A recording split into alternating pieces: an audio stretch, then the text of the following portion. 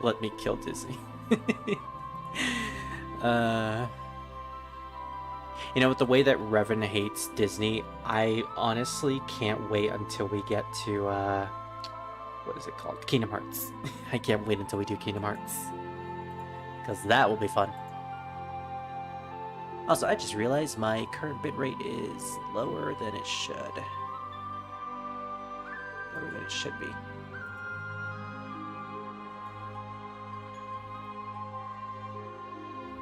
Also, hello everyone, I'm back. I started the stream without actually going into my OBS settings, and everything is like a complete mess. What are the actual settings I need to put in?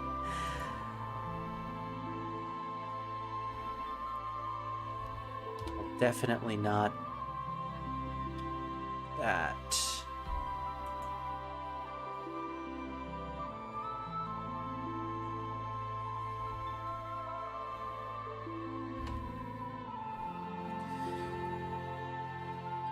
For bitrate, I think I'm gonna go with... I'm sure it could handle 7,000K. And if it can't, then I'm going to be very sad. Am I actually streaming? Because it's not showing up on my YouTube history list for some reason. And it usually does.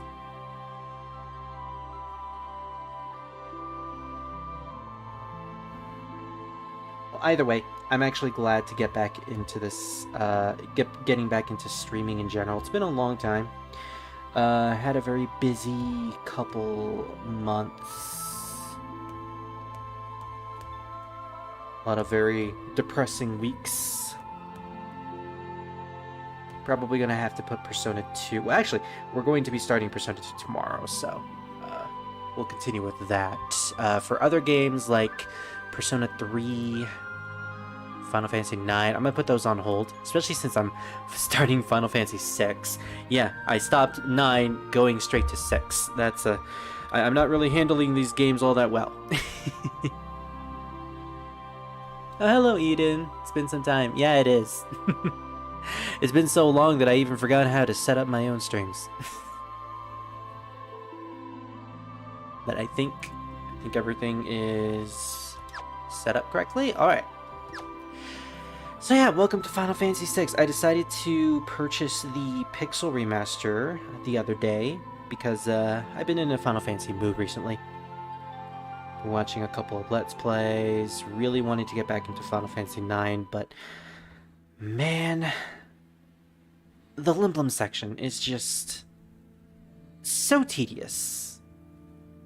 I don't know why, but every time I get to that section of the game, I just put it down.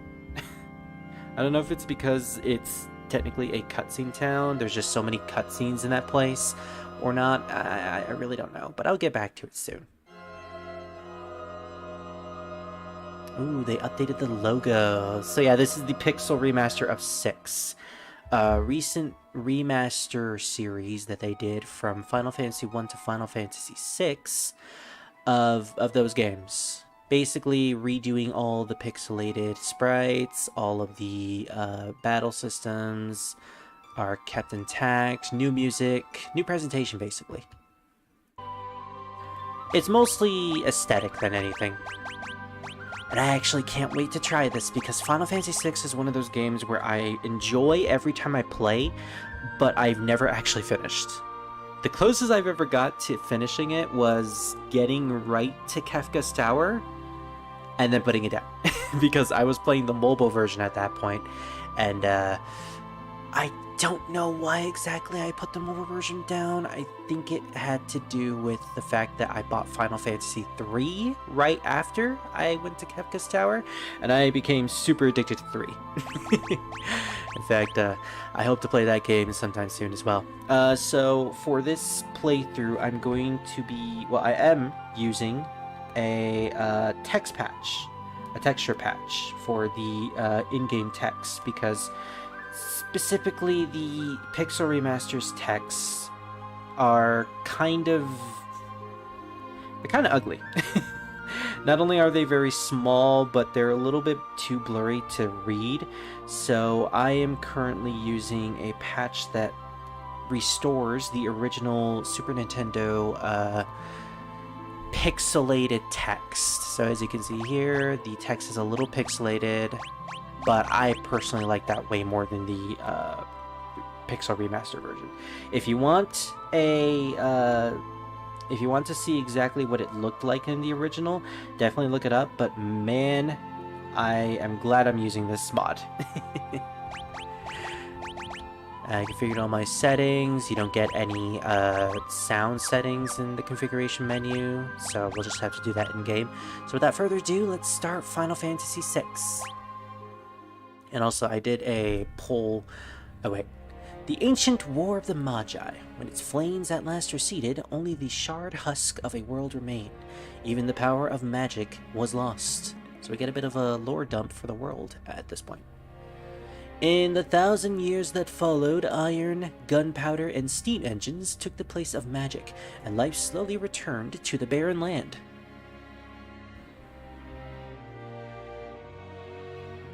Yet there now stands one who would reawaken the magic of ages past, and use its dread power as a means by which to conquer all the world.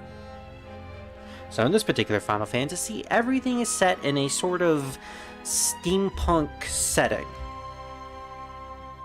Magic is considered fantasy in this world. Could anyone truly be foolish enough to repeat that mistake? And already now I can see a couple of differences with the remastered version's textures and backgrounds. The town of Narsh, which is where our characters are heading to, you can actually see in the background. In the original SNES version, that was all blank darkness underneath the cliff top. And also they added sounds for the Magitech armor. There's the city. Hard to believe an Esper's been found frozen there 1,000 years after the War of the Magi. Probably just another wild goose chase. Also Biggs and Wedge. I don't know. They wouldn't have let us use her unless they were confident the intel was good. Guys, don't talk like you're actually going to use her or something. Oh yes, the witch. I hear she fried 50 of our Magitech armored soldiers in 3 minutes. Kinda makes your skin crawl, don't it? Relax, with that thing on her head, she's a mindless pup. I just keep changing the voices for these two. The girl won't even breathe unless we tell her to. That's horrifying. We'll approach from the east. Move out. So already we're introduced to Biggs and Wedge, which is an obvious Star Wars reference. And their compatriot, a woman who is apparently being mind-controlled.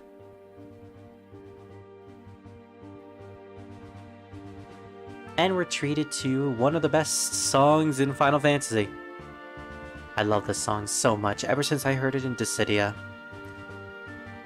So what I was getting at earlier is that I did a poll on my Discord server for what names I should give the characters in this game, because you can name your main characters. We will be naming the girl eventually, but I had two choices. Either give them anime-inspired names or give them Star Wars-inspired names. Star Wars specifically because, well, Biggs and Wedge. This game has a lot of Star Wars references. It's almost as if Japan really loves Star Wars. Okay, I already have a small complaint, but the intro here doesn't seem to have any credits. The original version, this whole portion of the Magitech armors trekking through the snow to the town of Narsh had the credits for all the people who worked on the game showing up at the top, and they just removed it for this version. Like, I get it. There's some things you might want to remove, but I don't know, it just kind of seems a little disrespectful to remove the credits of the people who worked on the original version of this game. I mean, maybe they felt like if they added the credits, then they would also have to add the credits for the remastered version's staff, and that would probably just take way too long. Also, they significantly shortened that particular portion. You could skip it in the original version, and I think you could skip it here too, but I didn't want to. But that didn't last nearly as long as I remembered. The sprites look decent, though. Oh, I didn't read that. Basically, we're in the town of Narsh looking for an Esper, a magical being that was found frozen somewhere around here. And we, as the Empire, are here to look for it. The Esper's got to be around here. Let's keep looking. Kind of ironic that Biggs and Wedge are working for the Empire. Also, I like how Biggs and Wedge both have the same exact sprites. So even though I'm switching between the two of them, they just look the same. Hey, Spirit. You in luck. I don't know much of 6. Hey! So it's going to be a new experience for you. I have played this game a couple times. It is one of my favorite Final Fantasy games, even though I've never actually finished it. Imperial Magitek armor! Not even Narsh is safe anymore! Alright, let's hear that glorious battle theme.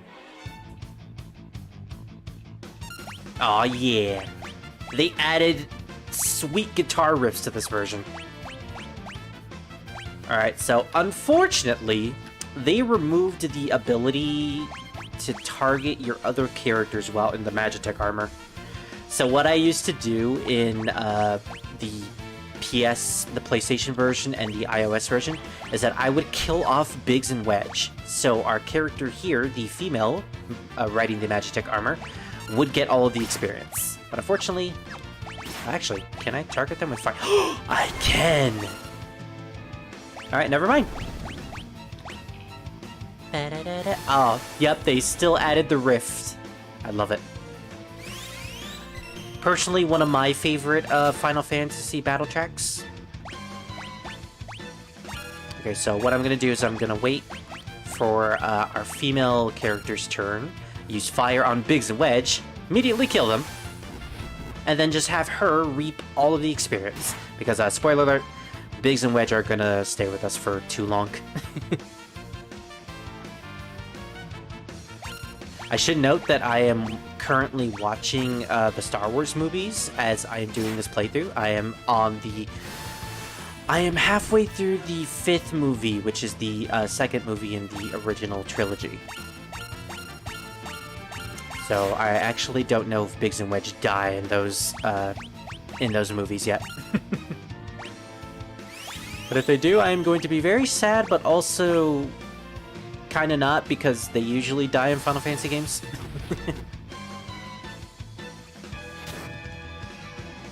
I know it's Star Wars, but they're basically like the redcoats in Star Trek. You know they're gonna die, so you don't invest in them whatsoever. Alright, so with the Magitek armor, also, the fact that this person can use magic, even though it was stated at the beginning of the game that magic is considered fantasy to all these people. Kind of interesting. Alright, but as a Magitek armor, we can use all these types of abilities. We're gonna try using Magitek Missile. Boom! Just shot a giant missile at him. Oh yeah. And yeah, we're gonna keep Biggs and Wedge dead for this entire place. Yeah, they look exactly the same. Alright, I'm gonna set the battle speed to fast because I'm kind of used to that. Battle messages will be normal. I want to actually see what I'm doing. Re-equip, graphic settings. What is classic? Oh, it adds like lines over the... Does it add lines? Yeah, it adds lines over the screen to make it seem like you're playing on an old TV. It's pretty cool, I have to admit. We're gonna raise the BGM volume. Actually, let's lower the sound effects volume. And... No. There we go. Alright, let's continue. The Empire's got no business here. Oh no, doggy! We had to fight the Silver Lobo. Otherwise known as a giant doggo. Let's try Banisher. Let's banish him to the 5th dimension. Oh no, we actually did!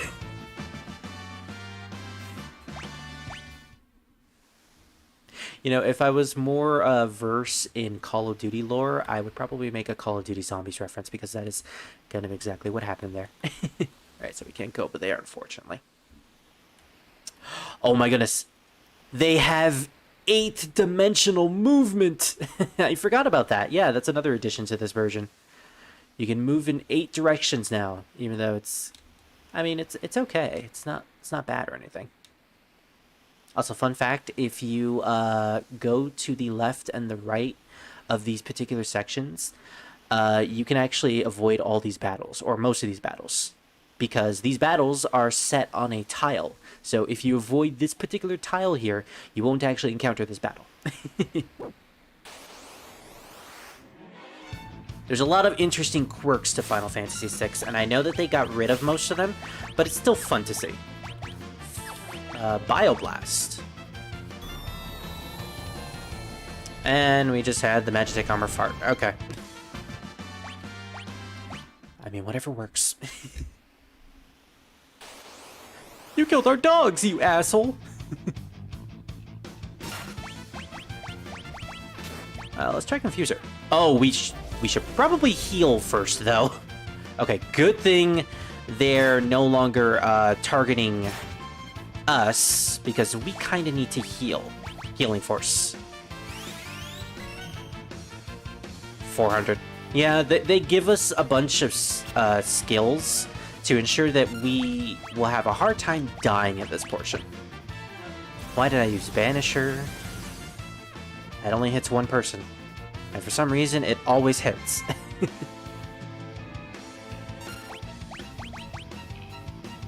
So yeah, they did redo all of the music in this game, along with all of the sprites, well, character sprites specifically. I believe the enemy sprites are the exact same as the original versions. But they did redo all the music, and personally, I kind of like most of the remixes, from what I've heard. Also, they gave you the ability to just sprint at the beginning of the game instead of needing a accessory later on. Okay, so can I actually... Oh, they might have actually removed the ability to move through those hallways. Okay, yeah, so maybe they actually forced you to encounter these guys now. I mean, that's one way of making it more of a challenge.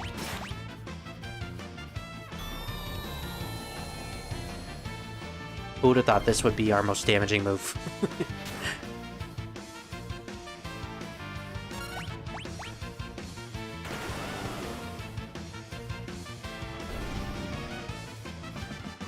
Hooray, the girl who's being mind-controlled by the Empire is winning for the Empire. Yay! Kind of feel bad for her, but, you know. No, I just feel bad for her. I mean, there's no justification for this, from what we know. Defend the mines! What the... Wolfmen! They have Oh, those look like werewolves. But no, they're apparently giant woolly mammoths. With ice magic. Oh my... Okay, they actually made it difficult. That usually doesn't happen. Okay, so they actually make it difficult for you if you don't have Biggs and Wedge alive. And I don't have Biggs and Wedge alive. Oh no. Well, I'll give the remaster one thing. They actually balance things out for the game's difficulty. Can we actually pull off Bioblast before they do anything? Wow, I think I am in a dead game here. I can't believe I got into a dead game this early. Return to the title screen. Wow. As someone who has played this game multiple times, I feel ashamed.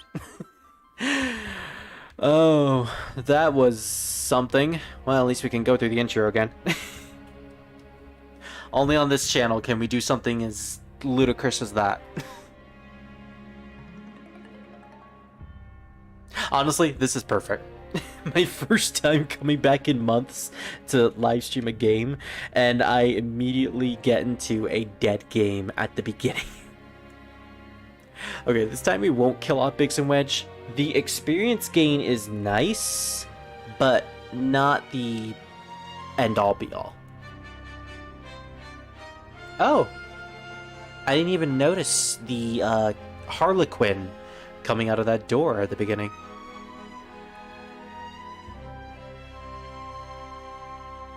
Actually, I wonder if he's in the original version in that scene, because I never actually noticed him.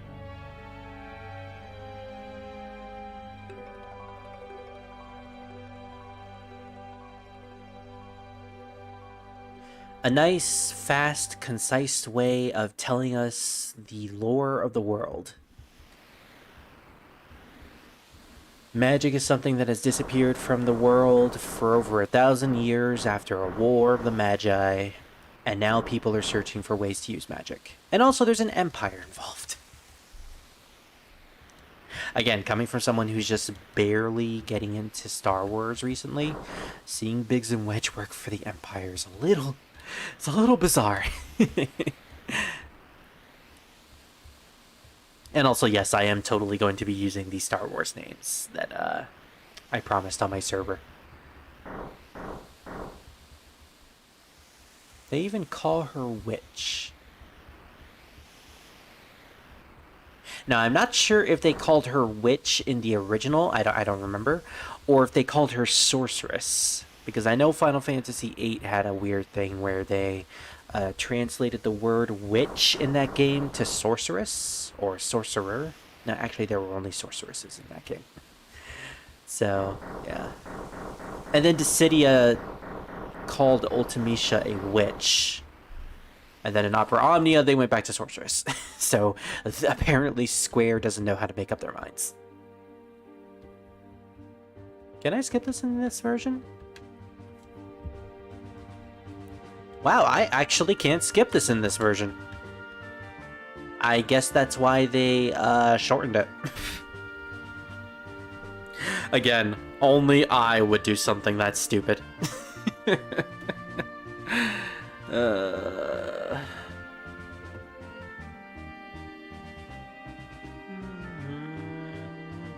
This is Terra's theme, which, spoiler alert, the actual name, canonical name for our main protagonist here, or girl, I should say. Oh, spoiler alert that she's also the main protagonist. The name for the girl here is Terra, or in the Japanese version, Tina, which they decided to translate for the Western release as Terra. Apparently, Tina is an exotic name over there, and the localization decided to change it to Terra because they also wanted to keep her original name's meaning as exotic. And, you know, over here, Tina is basically a normal name. Heck, most of us probably know a Tina in our lives. Terra, however, that's a little more unique. Especially with the way they spell it in this game. Usually the way I see it spelled is T-A-R-A, and 9 times out of 10 it's usually pronounced Tara. But yeah, Terra. One of my top 5 protagonists, although I don't really consider her the only protagonist for Final Fantasy VI. Final Fantasy VI has a weird thing where there isn't necessarily a main protagonist in the game because there are so many characters that the game gives focus to, especially main focus. And we'll definitely see that later on. Now, question. Okay, I can't actually save here. Fair.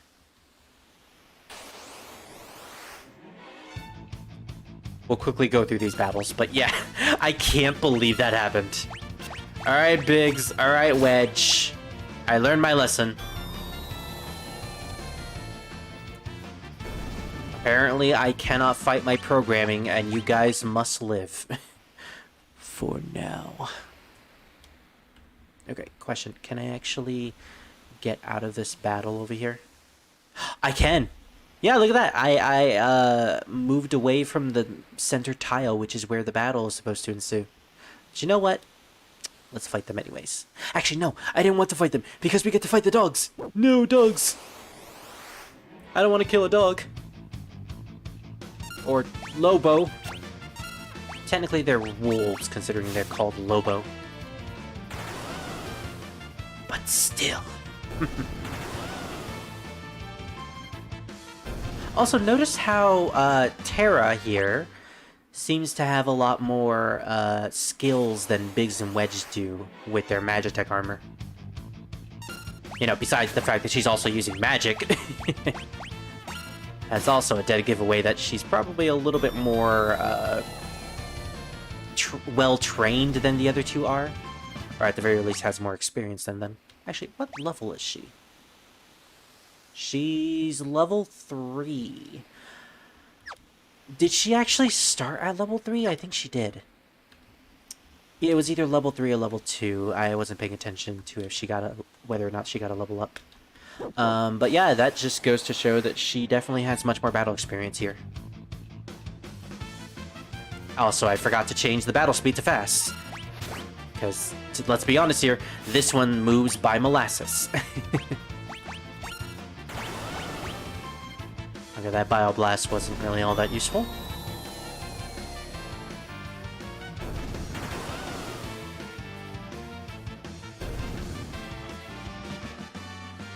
Nice. Alright, let's level each other, or let's heal each other. Alright, yeah. You can still heal all of your characters in this game. Good. I want to conserve my MP at least just a little bit. And yeah, I definitely noticed that Terra was gaining much more levels when she was just by herself. So, yep, they still kept the whole mechanic of experience being tied to how many party members you have.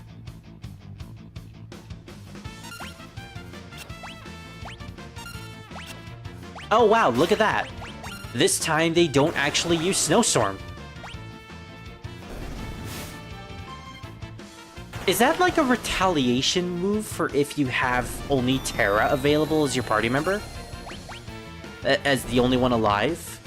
Because if so, that is really sneaky, Square Enix. And I'm honestly genuinely impressed.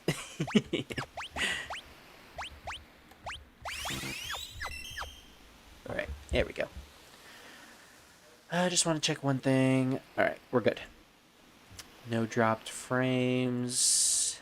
I'm assuming that the settings that I have for my stream are good. I'm so not used to being able to move in 8-directional movement. It's so weird. According to our sources, some miners unearthed the frozen Esper in the new shaft they were digging. Oh, this must be it. They're just gonna keep changing voices, aren't they? Hey, they kept the original save points. A strange light fills the air. Wait, did it say yes? As in, like, no other questions asked? Anyways, this is the save point. I guess it asked us whether or not we wanted a tutorial, but yeah. You save via these spots. Doesn't seem like there's anywhere else that we can go. But there are battles. Against were-rats and a bandit. And the bandit is apparently from Notre Dame. With that giant hunchback.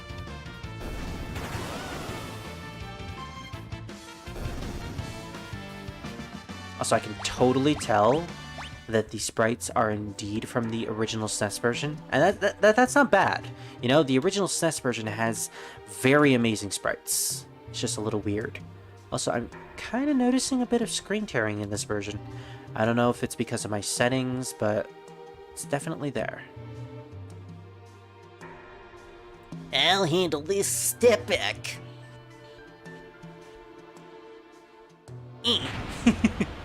Way to go, Biggs! Or Wedge, wasn't paying attention.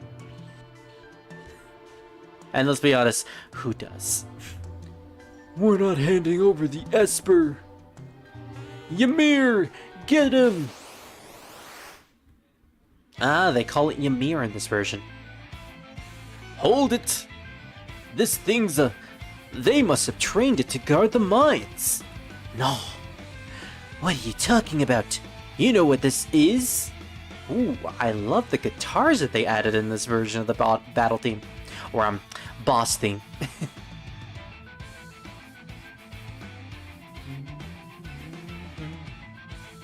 Nice, nice. I love this version of the boss theme. Honestly, wasn't a big fan of it in the original version. I think this might be my favorite rendition, though. Ever heard of a lightning whelk? It's a monster that absorbs lightning. And stores the energy in its shell? Right! So whatever you do, don't attack the shell. Apparently he has a female voice now. Got it. Yeah, so just don't attack the shell. That's pretty much the only thing that you can target, so just make sure you don't. I'm going to assume that it's not weak to thunder. Ooh, those guitars. I love it.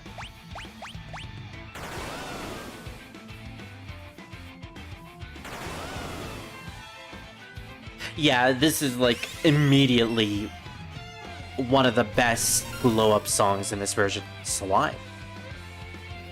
Gluck. Oh, there he goes.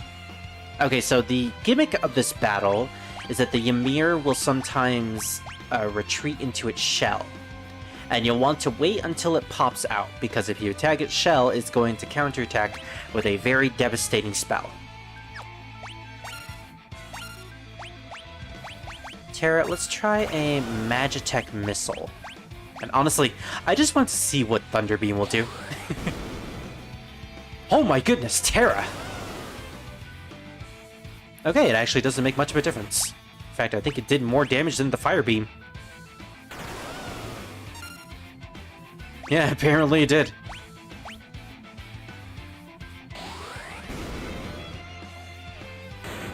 And there it goes. Definitely a tutorial battle. To show off that, hey, sometimes maybe it's not a good idea to button mash. Maybe you should wait and see what the enemies will do. I'm going to say now, there's like only 2 battles in this game that ever have a mechanic that does that. Ooh. This cave theme is so jazzy. I haven't heard all of the songs for this remaster. I've only heard of a couple of them. But yeah, the remasters that I have heard are amazing. And the new tracks I'm definitely going to love listening to. So this is the Frozen Esper. It's like a Durgan. It actually does look kind of like a Durgan. This thing's giving me the creeps. Something's not right. Dot, dot, dot.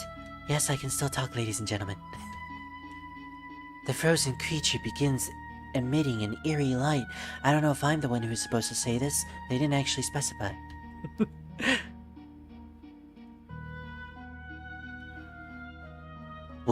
Where is that light coming from?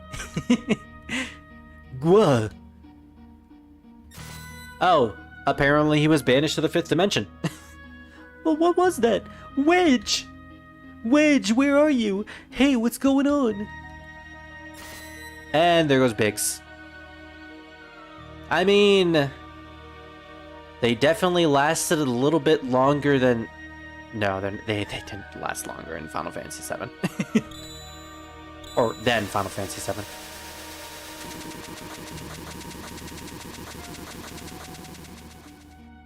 But it seems like Terra was the only one that wasn't banished. And she ends up in a random house. Ooh, Terra's theme. Oh, this one is also jazzy too.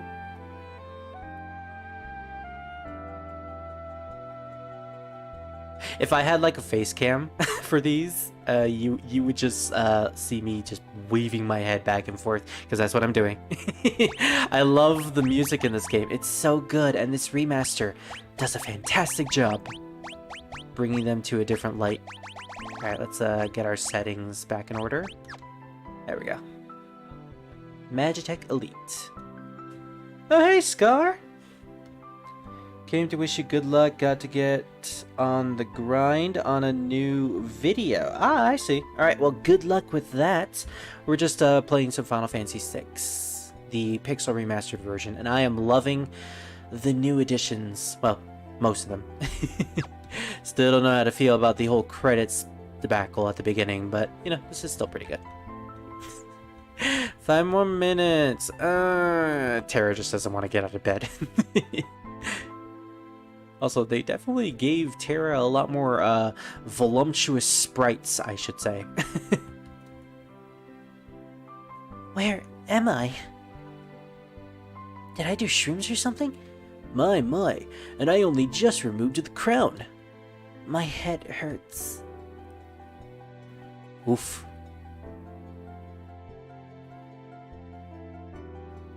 Easy there. This is a slave crown. The others were using it to control you. Yep. So she really was being mind controlled to doing all of that. It was robbing you of your thoughts, making it so you do whatever they told you to, even though that's not how mind control or hypnosis actually works. I can't remember a thing. Don't worry, it'll all come back to you. In time, that is. Great, now I really am a video game protagonist. I have amnesia. I have green hair. Definitely a Japanese game. A mysterious young woman, born with the gift of magic and enslaved by the Gestalian Empire. Yep, so her original name is Terra. We are going to be giving her a new name, though. I want to know, how many spaces do we have? 4, 5, 6, 7, 8, 9, 10, 11, 12, 13, 14. Oh, wait. It's 12. Okay, it tells me right there.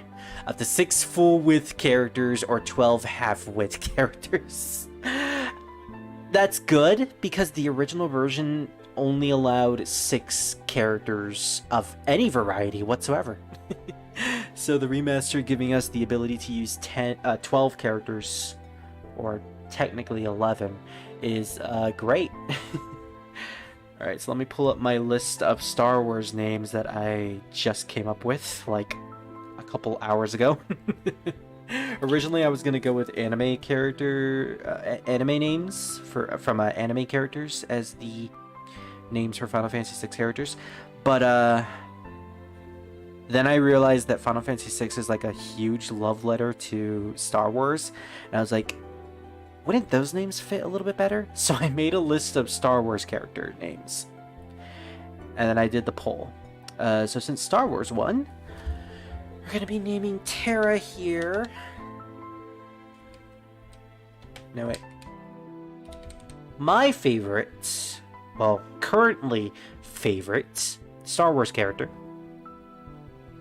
Ahsoka. Some characters and symbols may not be displayed properly. Yeah, I'm fine with it.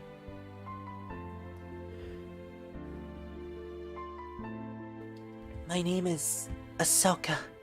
I will be referring to the characters both as their nicknames that I give them and the original names that they have, so I may just call her Terra sometimes. Mostly because I'm just used to that, and it'll not confuse a lot of people whenever I talk about them and they're not on screen. Impressive. I've never heard of anyone recovering so fast. You must be made of tougher stuff than most. I mean, I did just survive an explosion from a giant machine, so yeah. She did literally survive a Gundam explosion. Open up! This is the police. We're here for the Magitech armor pilot. Yeah, because she did technically come into town riding a giant Magitech mecha, killing a bunch of civilians and dogs and giant woolly mammoths. You know, they loved those woolly mammoths. They were their favorite pets, Terra. So how dare you? Open the door right now. Hand over that girl. She's an agent of the Empire. Kind of begs the question, though, how long has she been mind-controlled? Because if she actually is a part of the Empire, you know, before she was mind-controlled, kind of interesting. Empire, magic armor. Oh, but she has amnesia, so she doesn't even know what those things are. There's no need to explain, or no time to explain. Oh, also no need, but yeah. You need to get out of here. These fools aren't going to listen for reason. This way, quickly. Alright, well before that... I may not have any memory, but I still know how JRPGs work, so let me just loot your entire house for an elixir this early in the game. That is pretty good, I have to say. Also, I love how they added those exclamation points for treasure in this game. It reminds me of Final Fantasy IX when they actually did that. Make your way out of town through the mines. I'll buy you some time. He is being really helpful for someone who, well, he knows that she was mind controlled, so I guess that makes sense. But yeah, he's being really kind to this random stranger who came in with the Empire. Up there! This is the police. Jump! Jump! Jump, you coward! You're supposed to make me not jump. We're not that type of police, ma'am. Alright, Spritzer and Bandit. Let's try a physical attack. Yep, so Terra here is proficient in both physical attacks and magic. She's sort of like a pseudo red mage, except not really. She's more of a black mage than anything. A black mage with physical capabilities. So, she's a red mage. Technically, I guess she is.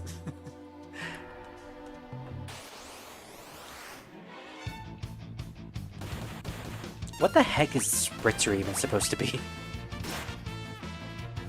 From this angle, it just looks like a giant wad of spit. Or just bubbling water. Yeah, so the fact that she has magic, she can heal herself and cast fire whenever she wants. Again, according to the lore, magic is supposed to be a forgotten element of the world. So the fact that Terra here happens to have the ability to use magic is a little odd. Which might be exactly why the Empire was using her in the first place.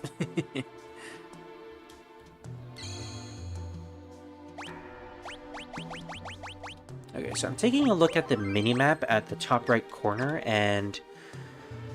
yeah, it actually tells me where the treasure locations are. That's pretty handy, I gotta say. Eee! So, question, how can I use auto battle? Start, stop, auto battle, skip turn, definitely don't want to press those. Target, oh wait, that's the white, right. Skip turn is actually really good. Target ally, all single target. Okay. Target enemy. Gotcha, okay.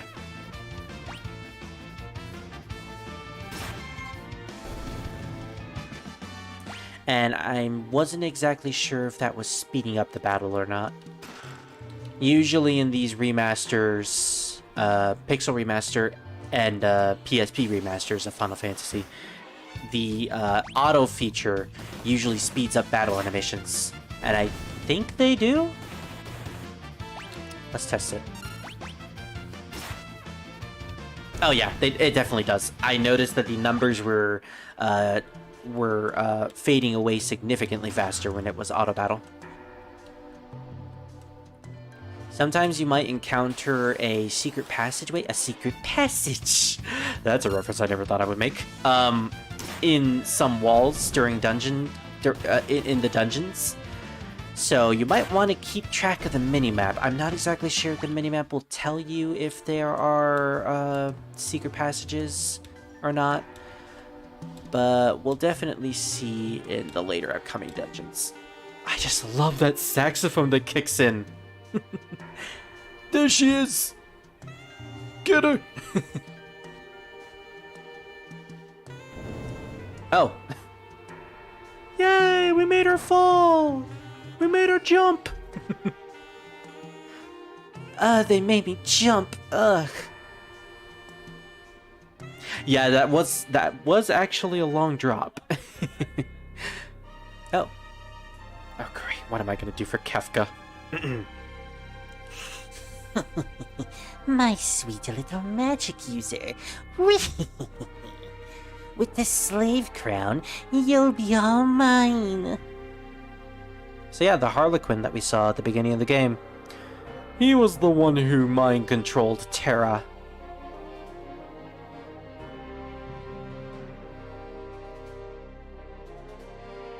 I'm waiting for him to actually do a laugh. Like a visible... Not visible. A verbal laugh. I want to see if they kept Kefka's laugh in this game.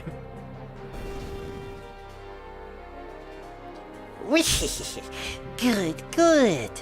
Burn them all to a crisp.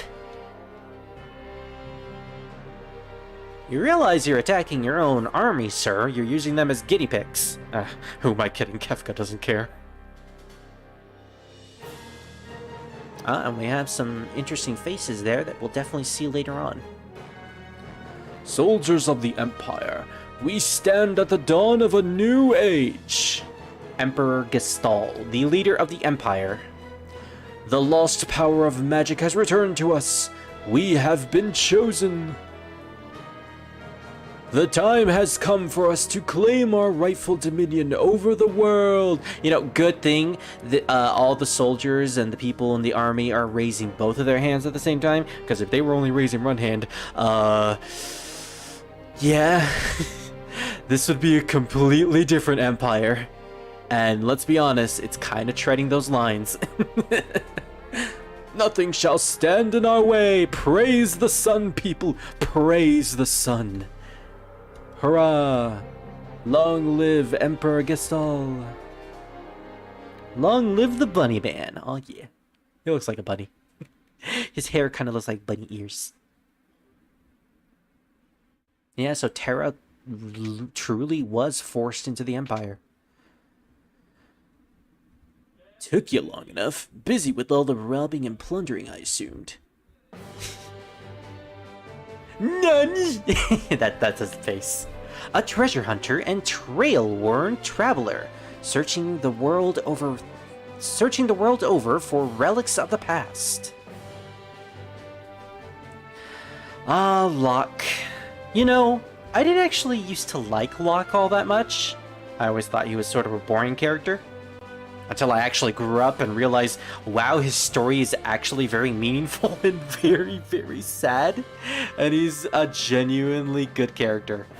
So for Locke here, for story reasons... Oh, I can actually name him his full name.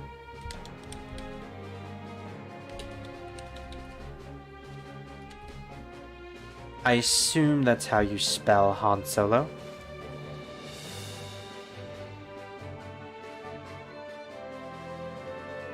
Second. I need to make sure in the event that I accidentally spell it wrong.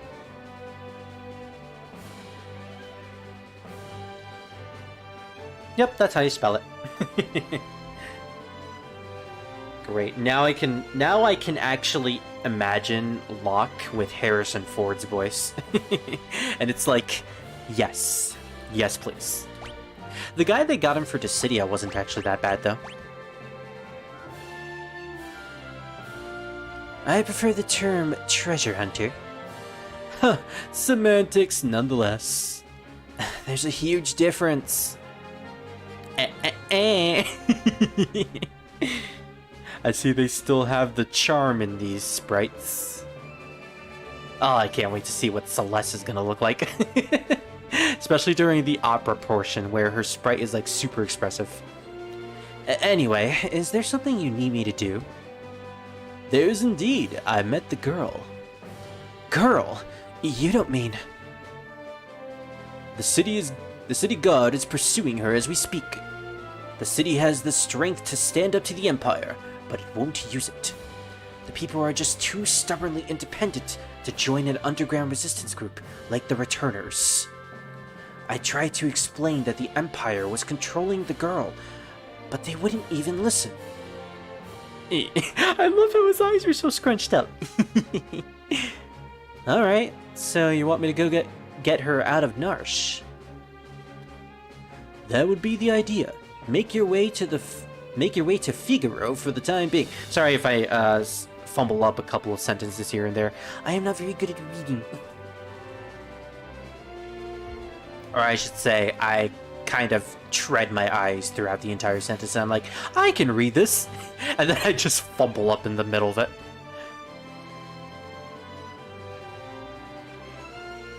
We just fade right into Locke coming in to save the day with his dramatic entrance. None? Oh, the Empire made it. Oh wait, not the Empire, the Narsh Guards. Oh no, they brought the Werewolf Brigade. We're doomed. Wonderful. There's a whole bunch of them. Kubo. It's the Mughals. Mughals? Are you saying you want to help? Kubo. Kubo. Hey. So with the Mughals' assistance, we can fight the guards of Narsh. Use us to protect the Ahsoka from the guards. Would you like an explanation? No. I know how this goes. Actually, I would like an explanation as to how to switch parties. I actually don't know how to switch. Okay, maybe I should have taken that tutorial.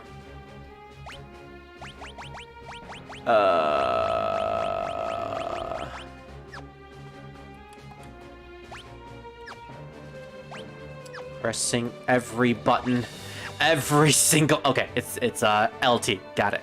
All right, so we can change through different parties of Mughals here, and we have about 4, 8, 11 Mughals to assist us.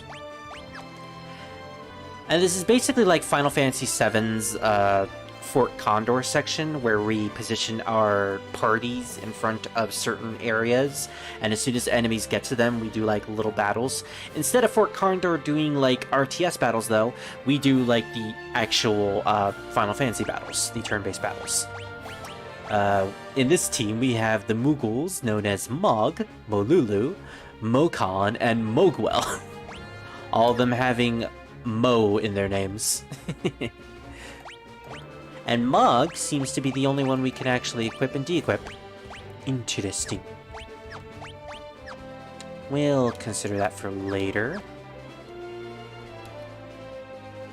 Let's position this Moogle over here. And Locke, you get ready to fight some of these guys. Megadoloth Silver Lobo. So Locke is the designated thief of this game. He can steal from enemies. The rate of stealing isn't as great as Final Fantasy IX, and in most cases, stealing isn't really the end-all be-all as it was in that game. But you definitely want to steal as much as you can at the very least. And let's try out Mog here.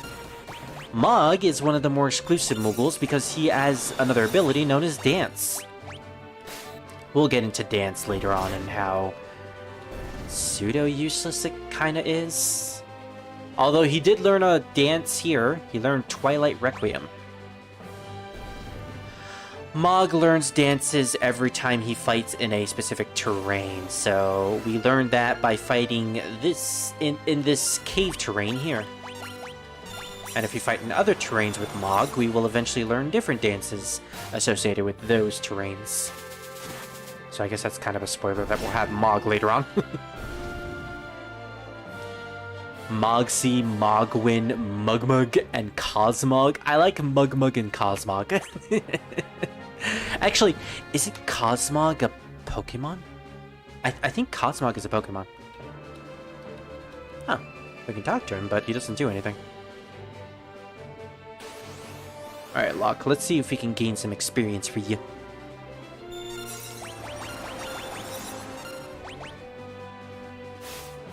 Simple stealing with Locke. Stole a potion. Sweet. Also, I noticed that all the Moogles have their own weapons. That one's carrying a fudging harpoon, and I think one of them was also carrying a whip. Pretty sweet, I'll give him that. Alright, let's try out the Twilight Requiem. Calls upon the power of darkness to attack enemies. A Moogle that channels the power of darkness. Okay. Will-O-Wisp.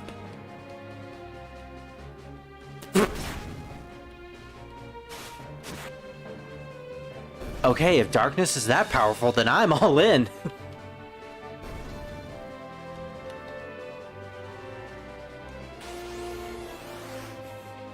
It's a shame that this is like the only party that doesn't have anything special to them other than just being Moogles.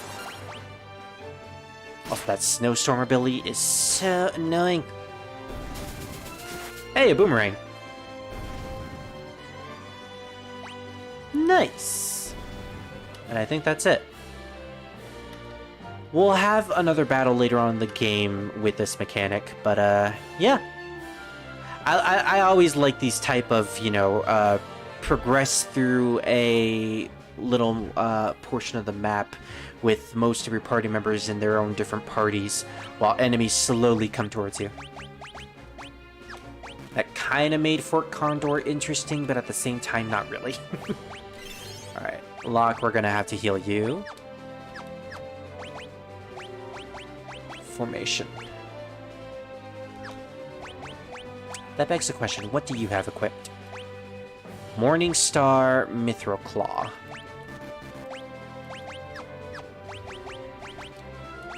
Locke, we're gonna have you in the back row.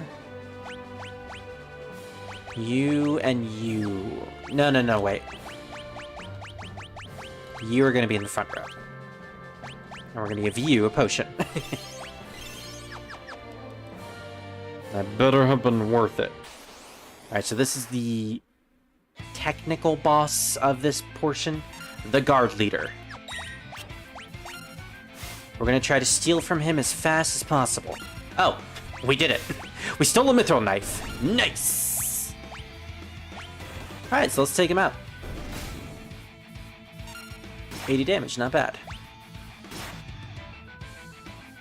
I was prepared to spend, like, 4 whole turns stealing from him, but nope, he decided to just give me his drop instantly. Yep, nothing to steal. All that's left to do is take him out. As long as we keep Locke alive, everything is good. As long as we keep Locke alive. Just like Biggs and Wedge, these Moogles aren't going to matter too much. Wow, I have to actually use my high potion. I do not remember the original version of 6 giving me this much trouble.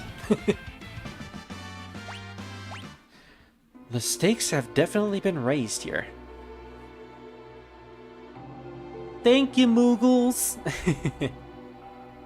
Oh, thanks, Moogles. We're in your debt. Kibbo! And then we just leave them.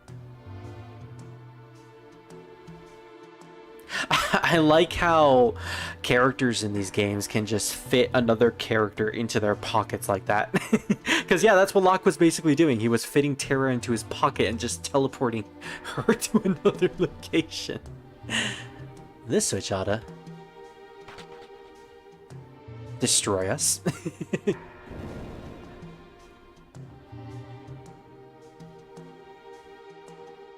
Why did I feel like I was teleporting to someone's pocket? You're back with us now. You saved me. Saved your thanks for the Moogles. I can't remember a thing. It's like my mind's trapped in a fog. Nanny! He's just gonna be the one that always says that. You lost your memory?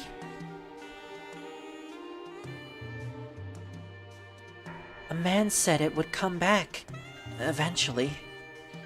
So, you've got amnesia. Wow, you really are the protagonist of this game. Don't worry, I will leave your side until your memory returns. Huh? I'm not gonna up and abandon someone just cause they lost their memory. I'll keep you safe, I promise. Kind of upfront there, but alright. I think she's just not used to... I love that little pose! He's like, oh yeah, I will. You can trust me. And Terra's like, I'll be honest, I'm not used to this type of genuine platonic affection. My only friends were literally 2 Star Wars characters and a clown. And the clown was abusive. This is a school for the beginning adventurer. Despite all of our recent advances in technology, the outside world remains full of monsters we know little about. Here, we provide advice for travelers brave enough to face its many dangers. So this was in the original game. It's basically a hut for tutorials for people who aren't used to these types of games. I will not be taking any of these tutorials because I know my Final Fantasy and I know my stuff. Although I will take this treasure chest. What the? Okay. If that was going to be like Omega Weapon or Shinryu, I would have been like, wow, game. Wow. You got me. I was half expecting a super boss to be in that treasure. Oh, we got an ether, so that's cool. Oh yeah, so I guess there is a point to coming in here. Sleeping bag, A. I normally don't use those, but I might use them more often. Now that I know that this game is much, much more difficult than the SNES version. Which, honestly, I'm kind of okay with. Because I've always stated that this game, in my opinion, is one of the easiest Final Fantasy games out there. Along with Final Fantasy VII. 6 and 7 are pretty easy to break. But now that we're not dealing with the SNES version of all of its glitches and bugs and exploits, I think this will be much more fun. Yo, I saw a car the other week with a license plate that said Rose... Oh, really? Oh, really? Well, I don't have a car, but that's really cool and very big coincidence. Honestly, if I did get a car, I probably would get a license plate like that, though. Alright, for some reason, Terra is in the back row. Although she is the magic user, so I guess that makes sense. Hey! I also like how Locke paid no mind to the fact that this random girl who was a part of the Empire is using magic. Like, okay, Locke. Ooh, they have the background for the desert have a like a wavy formation around it. That's cool.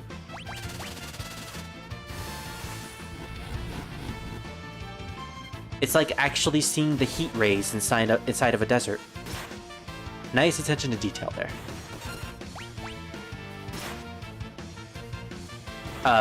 Oh, I think they stopped Locke for some reason. Because, yeah, he's not moving. Oh, no. Now Terra's not moving. Please tell me we have a potion. Oh, never mind. Wow. Yeah, this game is much more difficult than I thought it would be.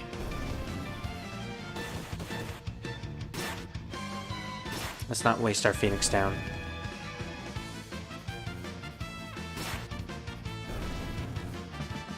Alright, there we go. Please tell me they revive Terra. No, they do not revive Terra, because why would they?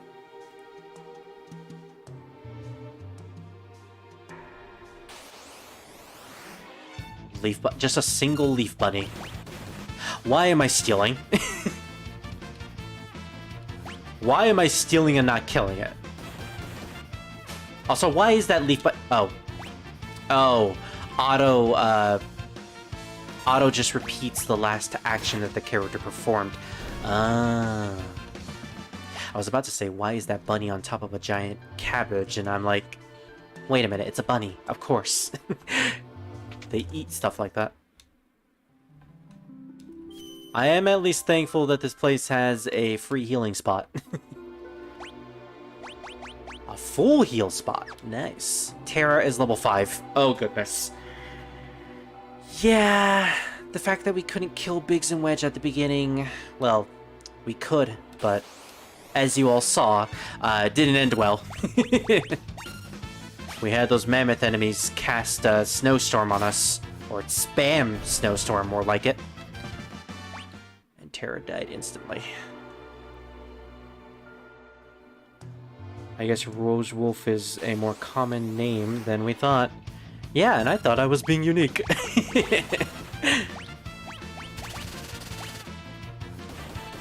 I mean, the reason why I use Rose in Rose Wolf is because part of my last name has Rose in it. Well, Spanish version of Rose. So, I guess if someone likes roses and also wolves at the same time... Wow, they stopped both of us. They stopped both of us! If someone really likes roses and wolves at the same time, I would assume that they would choose that name. Oh my goodness. At least the stop isn't permanent. That's the saving grace here. I could just use magic. I could just use magic. Thank you. But I don't want to.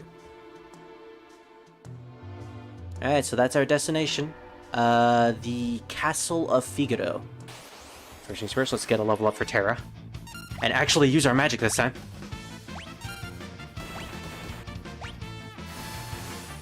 Fire! Thank you!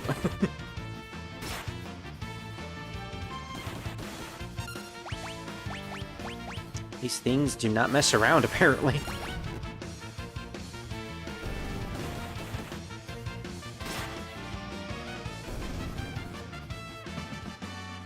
Alright, and Terra also learned Poison. Is that the poison spell, or is that the poison heal spell? Removes poison. Ah, there we go, yeah. Not bad, especially since we might encounter poison later on.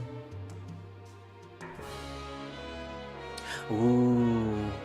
A grand remix. Oh yeah, those trumpets totally feels like Figaro to me. Halt! Oh, it's you. Proceed. They know me. That's right, I'm famous here. The famous Han Solo. Usually they would try to slit my throat, but not here. The Figaro Castle engine room is down those stairs. The engines are currently undergoing maintenance, so we can be ready to move at the moment's notice if need be arised. Okay, well, can we actually go down there? Nope, okay. Fair. I gotta be honest, the H directional movement is kind of tripping me up sometimes. These good-for-nothing brigands have been locked up for thievery. And worse, you best keep a safe distance. Oh, I guess this is as safe of a distance as I can get. Can I actually steal from your clock? No? Okay. Also, wait. Do they have a wolfman? What's with the werewolves in this world? And they say magic doesn't exist anymore. Won't speak to the king. Yeah, I'm guessing we have to speak to the king in order to look around the castle. You wouldn't know by looking at it, but this castle is loaded with advanced technology. For example, whoops, it's all secret. Come on, I'm the cool one here. You can tell me.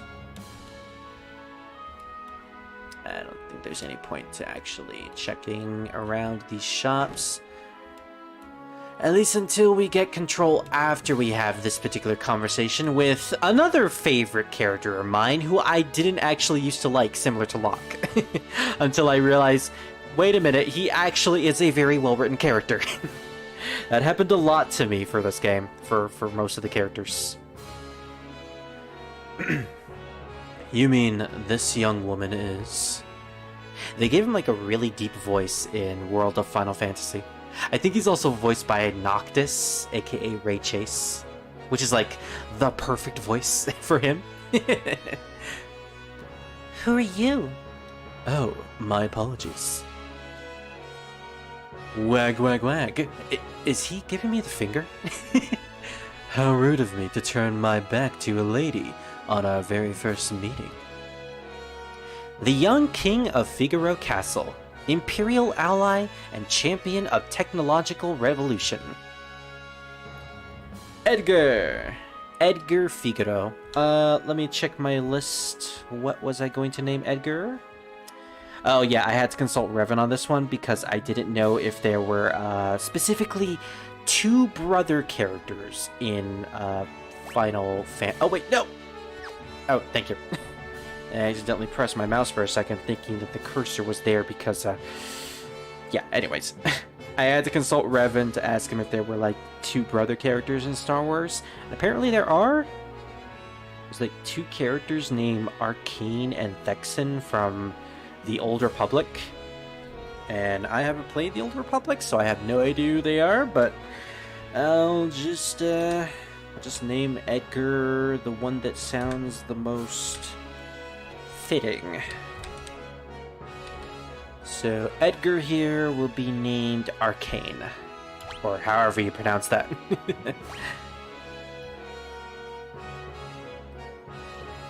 I am Arcane, the king of Figaro. Surprised that someone like me knows a king?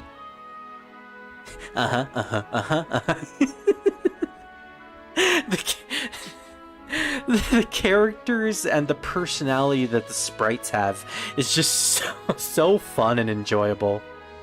If they ever decide to make a 3D version of Final Fantasy VI, a 3D remake, I would be 100% down for that. Well, I'll catch you two later. I thought you said you were gonna stay with me until I got my memory back. Oh, he's gone. Okay. Well, Edgar, you're king, so do you want to help me? Not a chance. So, you're an Imperial soldier, right? Don't worry. Figaro and the Empire are allies. Feel free to rest here as long as you like. It's not in my blood to harm a lady. Why are you be so kind to me? Is it because of my abilities? I don't know why, but the way it's written kind of implies like she was being a little flirtatious there at the end, like, my abilities, if you know what I mean. And honestly, Edgar would be totally into that. I'll give you 3 reasons. First of all, your beauty has captivated me. Second, I'm dying to know if you're my type. I guess your abilities would rank a distant third. What's the matter? Guess my technique's getting a bit rusty. Oh, he's lamenting that his flirtatious methods aren't working on her. I suppose some girls would have felt something from those words. But nope, I'm as hollow as a shell. Nothing in here. Like, even when I knock on it, it's like... nothing. But not me. Alright, 1 second. I need to let my dog out.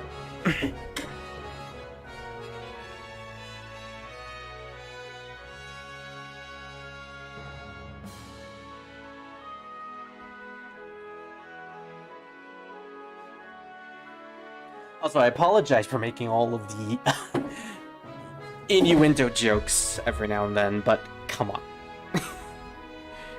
Like, it's obvious, I have to say it. Especially when Edgar is involved, because he's obviously the flirtatious type. Feel free to wander around the castle. Feel free to wander around the castle. Feel free to wander around the castle. Yes, we do have no souls.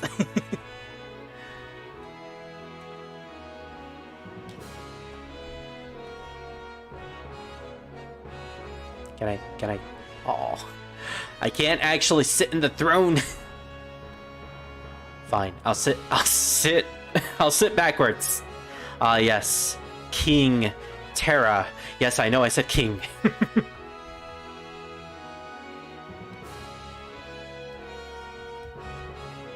Now that Gestalt has the power of Magitek at his command, he's set his sights on world domination.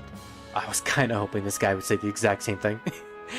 I heard the Gestalian Empire got its hands on something called magic. And then Emperor Gestalt is like, feel the power of my magic. He's just, what is it? What I think it was Zhang Bao who did that. Welcome. Hey, we can buy stuff from here. I think I'm gonna buy some potions. Definitely more Phoenix Downs. Definitely more Phoenix Downs. And some more potions. I want to be stocked up for when we go exploring again. Gotta make sure I don't get into a situation where I don't have enough items to heal whatever I need to heal. Welcome. Ah, so here we can buy tools that we can eventually give to Edgar, and he will be able to do new attacks. Auto crossbow is the one thing that you always want to get, although I think Edgar automatically comes with auto crossbow, so yeah, you won't have to worry about purchasing it. We'll definitely purchase it later, though. Do you actually say something now? Oh, no. Apparently, it's still top secret.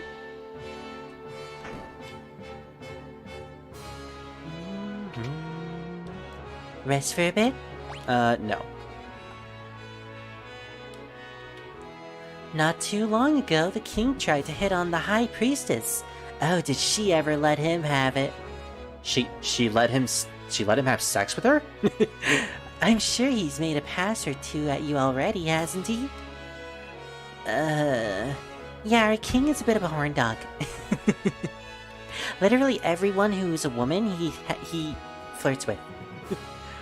Our king showers his attention. I was about to think this sentence would go a completely different way, and I was like, oh no, he showers in certain, yeah. Anyways. Our king showers his attention on women, young, old, pretty, or plain. No one is safe. No one is safe from this tyrant.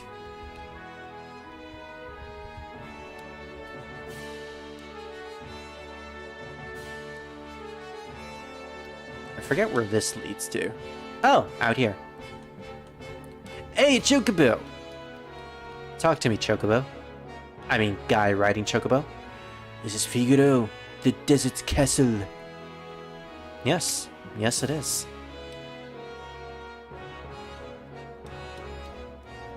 High Priest. Oh, you're the person who slept with him.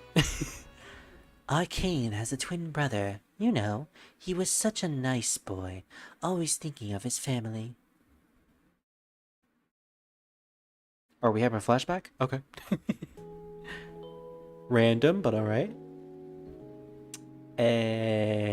Yet another character that I didn't like when I first played the game, but eventually did fall in love with. Again, you're going to be hearing me say that a lot in this game. Arcane, what's wrong with Dad? Why is everyone talking about a successor? Oh wait, I think that's the brother talking. Are you blind? Haven't you seen how thin his face has become? What do you mean? I'm just gonna give him the Sylvester Stallone voice. Okay. Hey, he has a ponytail and everything. Are you crying? Crybaby. Edgar's twin brother, who traded the throne for his own freedom. Sabin! Or Sabine, apparently, is how some people pronounce him. Or, if you're playing the Japanese version, Mash. I don't know what kind of name is Mash, but okay. So we're going to name him the other brother of the Old Republic. Thexan. Again, I have no context for these two characters, so I'm just naming them because they're Star Wars related.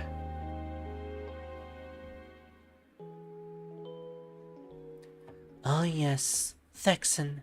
I'm sure he's a fine young man by now. He was just a boy when he left, even smaller than his brother. Are you sure? Because the sprite didn't show that. In fact, it seemed like he was bigger than Edgar. I often wonder where he is now and what he's doing. In my restless dreams, I see him now, Sabin. His Majesty said he married me when I got old enough. That's illegal.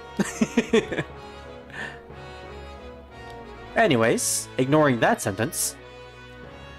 The Castilian Empire has already overthrown all 3 of the other nations of the southern continent. It's only a matter of time before they make their way up here. Well, apparently you guys are in league with the Empire, so you have nothing to worry about. You know, it's not as if you guys are harboring fugitives or are secretly working with a rebel resistance. No.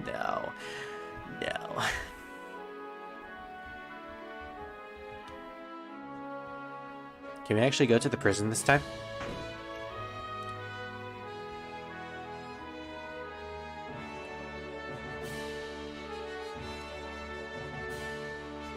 Huh. I thought the prison was over here. Oh, wait. There were other doors over here, that's right. In this direction. I want to go see if that werewolf is actually a werewolf. These good-for-nothing brigands don't get close to the mud. Just trying to check if there's a secret passage. Nope. Alright, werewolf, talk to me. I'm Lone Wolf, the pickpocket. Oh! Hey, we'll meet you later. What about you, dude, with the eye patch? Solid snake-looking guy. Relax, my boys are just blowing off some steam. I'm sure King Edgar will let us out of here in no time. We're just small potatoes compared to the real threat lurking out there. King Edgar knows that. I mean, I guess. I just need to wait for you to come over here, solid snake look-alike number 2. I demand to see Edgar. How dare they keep us in a sticky pit? That was a weird voice. Ugh, something smells terrible in here. Oh, I think it's me. Good for you, Edgar. You really need to install a shower in here.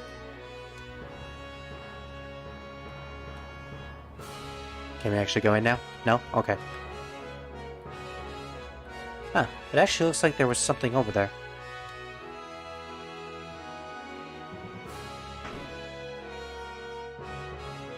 Alright, off to our living quarters. Scholars all over the world are busy studying magic, but you can only learn so much about something without seeing it. Almost like real science. Oh. The Ancients once wielded a force known as magic. Those who mastered the art were called magi. Oh, so now we're going into Ancients now? Man, this is such a ripoff of Final Fantasy VII. I can't believe it.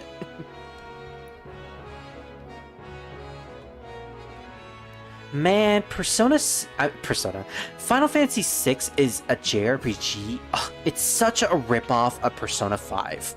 I can't believe it. I'll never get sick of that meme. The advanced weapons and the other items we manufactured here are shipped to South Figaro. Well, at least you're helping your other areas. Good for you.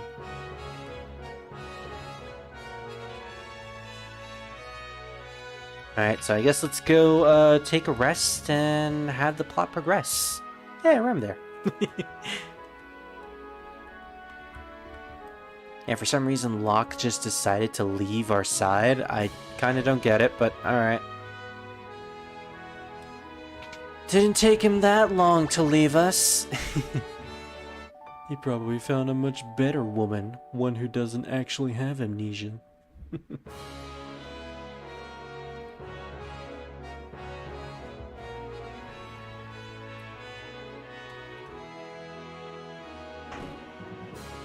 Okay, so what are we supposed to do now?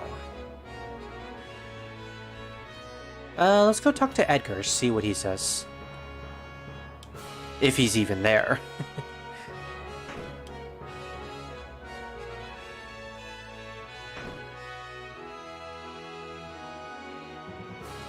Hey, there you are, Edgar. Well, how do you like my castle? I've seen better, you know. The Empire had a better one. I'd give you like a 2 out of 3. I think I could build a better castle. I just pulled like a Penelope there. And if anyone knows who Penelope is, I love you. King Arcane, there's someone from the Empire here to see you, sire. Kefka, no doubt. Oh boy, I want to see if they kept the Ted Woosley dialogue here. Whether or not Kefka's the English translated Ted Woosley dialogue, or if he's using the original Japanese dialogue. Phooey! Stupid Emperor gets all stupid orders. Edgar, you pinhead. Why do you have to live out in the middle of a stinking desert? I hate sand. It's course, yeah, you've already heard this before. These recon jobs are the pits. Ahem, there's sand in my boots. There's a snake in my boot wedge. In the middle of a desert, he just has his soldiers clean his boots for him because they have sand on them. All gone, sir. Hey, they kept the original laugh. The iconic Kefka laugh. Pathetic idiots. Hey, no need to call your soldiers that. Sir Kefka, what in the world brings you? Out of my way, peasant. Just pimp smacks him. My pimp hand is rusty now that I don't have my girl with me anymore. Hey, look, there you are. What's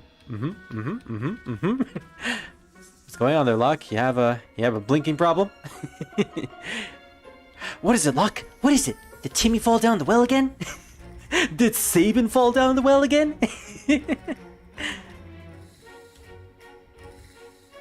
You wouldn't be thinking of invading my kingdom next, would you? We have an alliance. Oh wait, that's Edgar talking. You wouldn't think of invading my kingdom next, would you? We have an alliance. An alliance? With this miserable little sand pile? Don't make me laugh. I heard you've been busy down south, taking over a country or 3. Just what is the Empire up to? That is none of your concern. Oh. What brings Emperor Gestalt's own court mage, Kefka, to my humble castle? A girl with no importance recently escaped from us. We heard she found refuge here. A girl of no importance. And yet you're looking for her. So I guess, technically, she does have some importance to you. This wouldn't have anything to do with that witch everyone's been whispering about, would it? Lies! She merely stole something of minor value. Is she... Again, you're looking for her, which means she stole something of genuine value. This is a tough one. There are more girls in here than grains of sand in the desert. I have enough girls to fill my entire harem. A man couldn't possibly keep track of them all.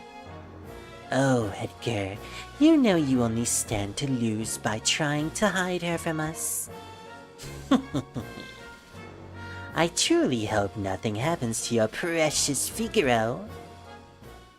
I also just noticed that they gave Kefka his Amano sprite. The sprite his sprite is based off of his Amano design, unlike in the original game where his sprite was original and he had like a green tint to all of his colors. But in this one, he has like all types of colors that pretty much fits with his Amano aesthetic. Figaro has an alliance with the Empire. Not anymore. I don't like the sound of that. Where's Ahsoka? I'm right here. You called? Oh, you're not gonna talk to me. Okay. I guess I'll just stay over here. I'll just stay over here, you know. I don't have to talk to you guys either. I think I can talk better than you, you know? You know, I'm talking over here by myself. I'm talking with one person. You're just talking together. You know, you need together to talk. I can talk just with one person, you know? Talk to her, or take her to her room. I'd love to stay and chat, but the Chancellor and I have some planning to do. Being a king's not all tea and crumpets now, if you'll excuse me. Follow me. Let's go! Okay. Oh, we actually are following him.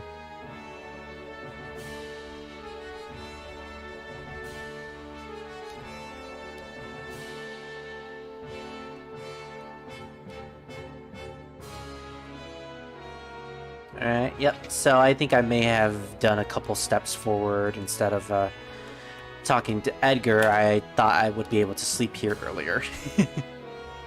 Sorry, I didn't mean to drag you around like this without giving you a chance to rest. I'm... Locke, right? Arcane told me about you. Is it true you're a thief?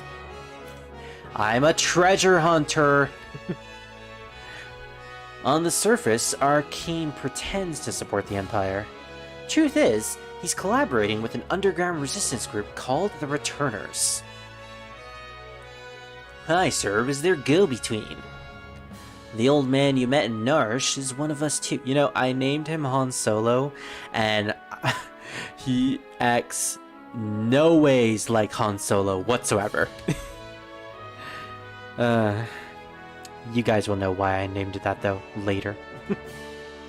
The Empire? The Empire? But I'm an Imperial soldier. Not anymore! Oh, he actually says that. I was literally about to say that right before he said it himself. They were using you. That's all. Things are different now. It's just... I don't know what I should do. Whenever I try to think, it just makes my head hurt even more. All that matters is that you make your own decisions from now on. Try not to think too hard right now. You'll know what you want to do when the time comes. See, he's like 100% supportive, and he's like a really good friend to Terra. The real Han Solo would not be doing this whatsoever. Unless, you know, you got a promise for treasure or a girl or anything like that. But how will I know which choice is right? That's the thing, Terra. Sometimes the choices you want to make aren't always the morally right choices. What in the... Uh-oh. Oh no! Figaro is burning to the ground! What's going on? Sir, it's the Empire! Kefka! He torched the entire castle like he said he would! It's almost like his threat fell on deaf ears. Well, no kidding. They're all just running in place. Oh my god, oh my god, oh my god, oh my god. What do you think you're doing? I said, what do you think you're doing, Kefka? You know what? No, I don't want to talk to you. I'm going home. But this is your home. Not anymore. Get her ready. Yes, sir. Oh, I actually needed to talk to that guy. Oh, my bad. Had a change of heart. It seems I have no choice. Summon the Chocobos! Or perhaps I do. Oh my, the brave and noble king abandons his people to save his own skin. How utterly delightful. Yeah, about that, Kefka. Jump! Whee! I never liked this kingdom anyways. Alright, sink her into the sand! Now this is one of the most impressive things in Final Fantasy VI. Yahoo! They did say that Edgar was very technologically advanced, as well as this entire castle. But would you believe that this castle can actually... Figaro dive mode, activate! That it can sink into the sand via transformation. Witness the glory of Figaro! Now that is impressive. Also, I really want to know how that works.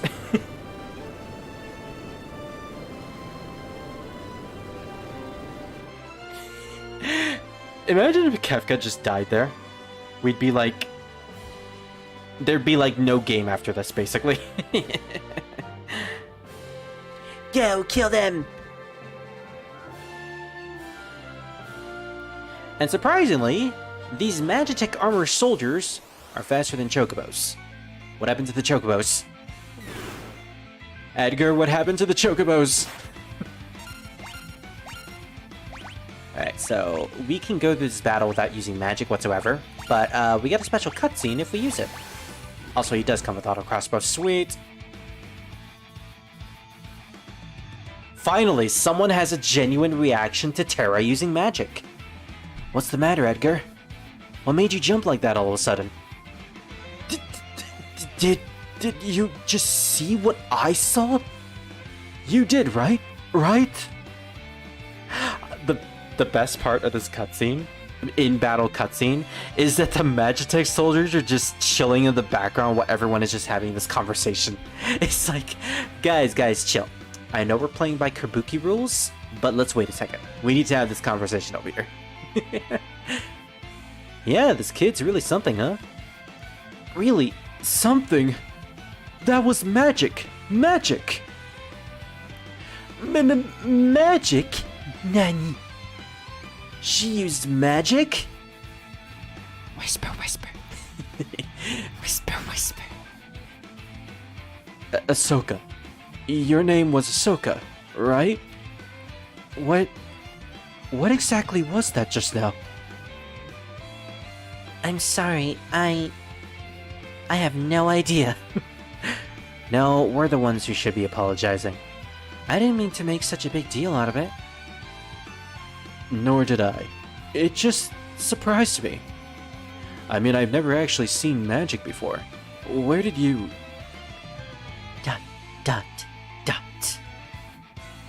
It doesn't matter, does it, Arcane? Ahsoka can use magic, and we can't. That's all there is to it.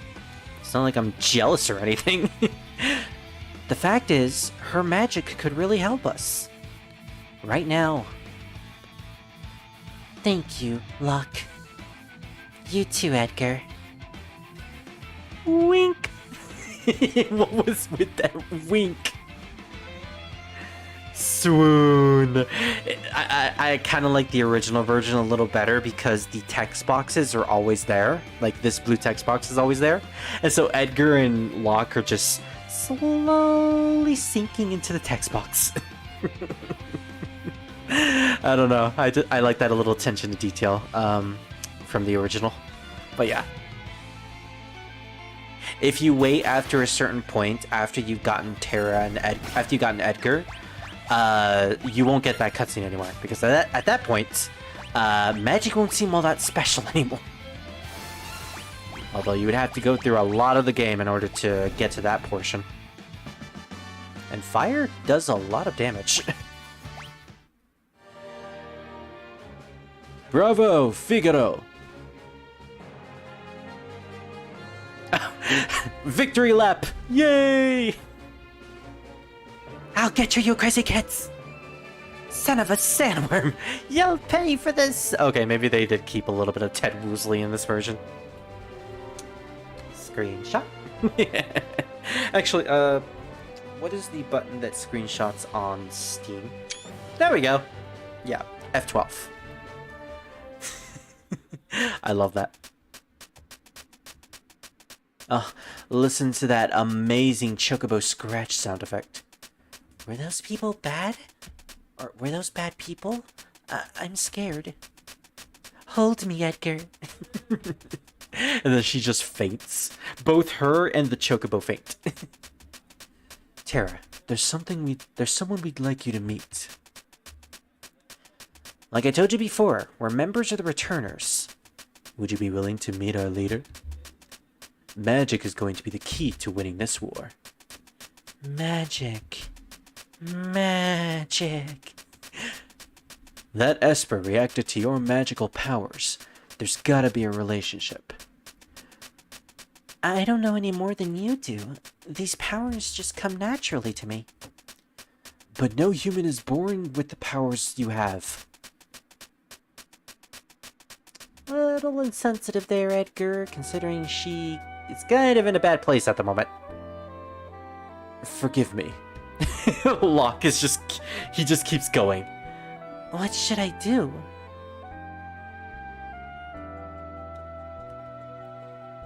The Empire will be coming after us. They want your powers for their own. And if they get them, the world is done for. Terra, you want to understand your own powers, don't you? Then I think you should meet with Bannon. Not Ganon, Bannon. Don't call him Ganon or else he'll be Ganon banned. He may be able to help you find out more about why you have them. And what if he doesn't? Please. Please. Arcane's right. There's a cave just south of here that leads to South Figaro. Let's head in that direction. Well, looks like we have our next destination. Oh, I can actually switch characters on Chocobo. Aw yeah! Mode 7 graphics. These were pretty impressive back in the day. When this game was released back in 1994. Nowadays it's like... It's like everything is so flat. The forest is flat, the desert is flat, the mountains are flat. Like, how does that work? I believe there's like a chocobo stable somewhere nearby. Or maybe that's the forest. Oh yeah, the forest is the chocobo stable, I believe. Alright, so we have our next destination. We have to head to the South Figaro, where we'll meet up with Bannon, the leader of the Returners, the resistance movement, against the Empire. Kweh. And we have Edgar in our party. Sweet. He also has a really decent tan. And again, being in the desert for that long probably would give you a tan. We're gonna put Edgar in the back row because auto crossbow is something we can't see for some reason. I mean, I know he can't use magic. I want to actually see his tools. Oh, there it is. Yeah, he automatically came with an auto crossbow. Strikes all enemies with a spray of crossbow bolts used with the tools command. And I believe this does the same amount of damage whether or not you're in the front or back row. So that is good.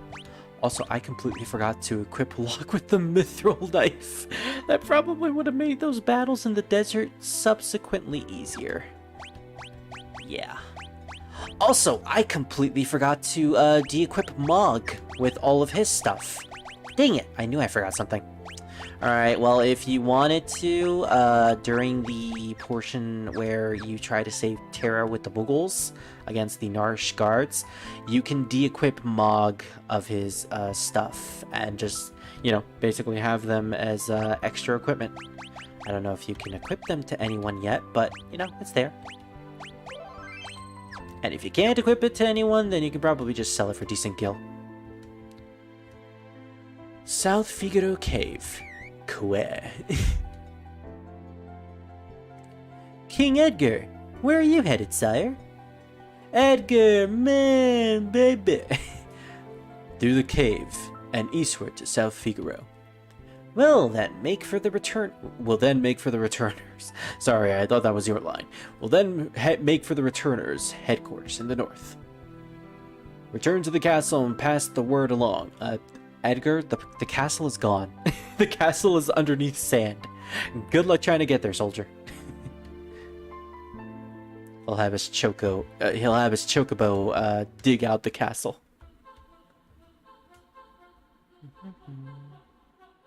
I want to listen to this song. Oh, recovery spring. Hello, Genji. Bye, Genji. I'll see you when we play Final Fantasy V. Hey. Oh, just when I put him in the back row. Fine. Well, for our combat for the rest of this dungeon, we're going to have Locke steal, Terra use her attack/magic, and Edgar just continuously use his tool.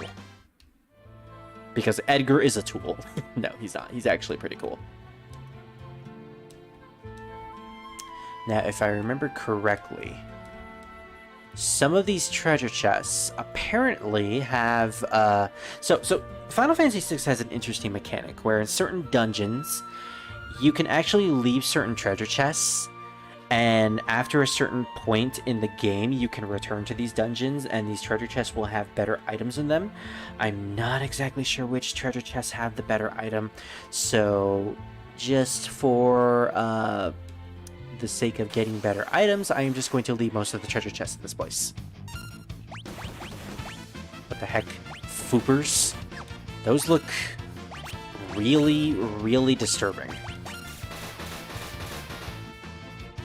And auto crossbow continues to be the best spell in the game. Or best attack in the game. At least for the early portions. What a horrible existence. Being a giant fuzzball with one eye that, to my knowledge, doesn't blink. It sucks that I'm going to not get any of the treasure chests in this place because, man, it's so tempting.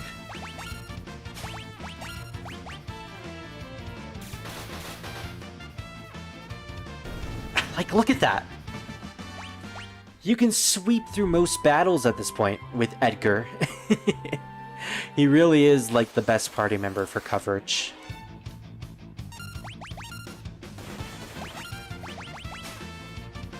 Ow. It's a shame that we fail steal sometimes. But hey, if we get like an extra potion or something, I'll be happy.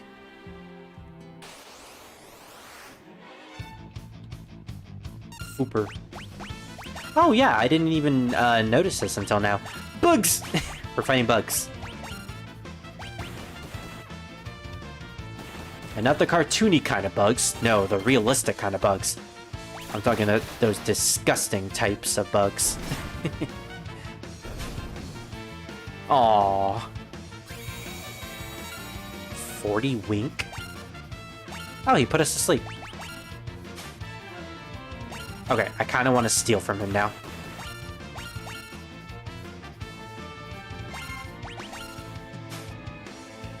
Hey, that wasn't worth it.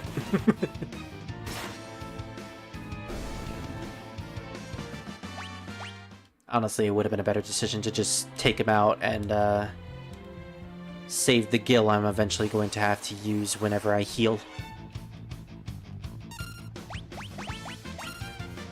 Then again, staying at an inn is a fixed cost, so I guess it's not that bad.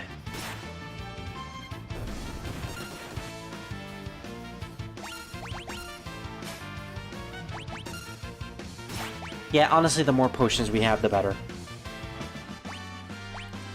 And we are gaining some decent levels.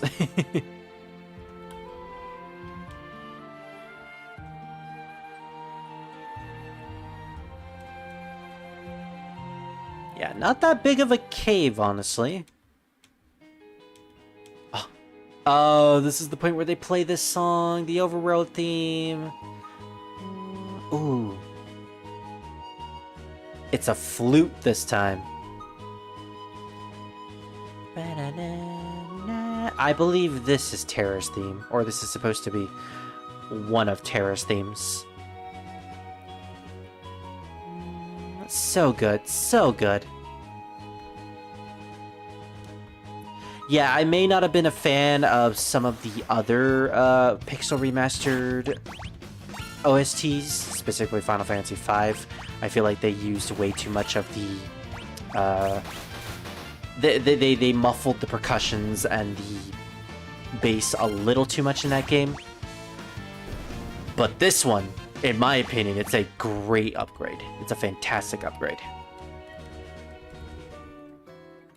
Alright, South Figaro. Wait, is that a ninja? Hey, ninja. What's up, my ninja? I believe this is also Scar's favorite character. Or at the very least, the character he really wants to learn more about. So this is optional, but hey, it's a ninja and his doggo. The doggo speaks. Bow wow. Right, ignore us, and maybe we'll just disappear, random ninja. Back off, Han Solo. That guy looks familiar. He comes and goes like the wind, swearing allegiance to no one. Hidden behind his wintry gaze lies a face known to none who live. I missed the SNES translation for oh, maybe it's Edgar's line, not his introduction. But yeah, Shadow, not the hedgehog. He is a ninja with a Doberman as his partner. Definitely. Ooh, they added a second whistle to the song. Also, notice that his theme song is very Western inspired, despite being a ninja, or at the very least based off of a Japanese ninja. Then again, are there any other types of ninjas? Let me check my list. Shadow. Oh. Right. I was going to name him Boba Fett. Is that actually how you spell Boba Fett? 1 second, gotta make sure this is correct. Ah, 1T. Also, thank you for spoiling stuff, YouTube. I hate when you spoil stuff in the search bar. I can never get rid of spoilers, apparently. Yep, we're gonna name him Boba Fett. Why? Because why not? Also because Mandalorian is just too long. Yeah, that's Boba Fett, alright? He's an assassin. He'd kill his own best friend for the right price. So, this line in the Ted Woosley SNES translation was, he slit his own mama's throat for a nickel. Which is like, very specific, Edgar. Did he actually do that? Guess we better steer clear of him.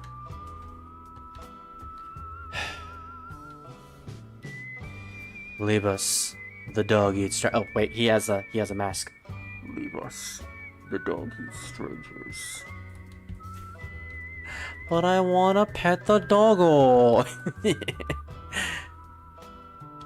You have a great theme song, guy. Yeah, so this is all optional. We don't have to meet Shadow here yet, technically. He will be a important character later on, obviously, but for now, he's just here. I hear the Empire's been invading one town after another. I wonder how safe we are in South Figaro. That man at the counter's got a nasty look about him. You look just like that student of Duncan's. Me? I think he was telling that to Edgar. Duncan's been training his boy, Vargas, along with his other students. He's always grumbling about how the kid never seems to be making any progress. Well, that's unfortunate.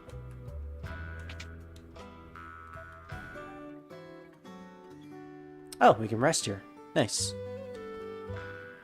I don't think we'll need the inn, though.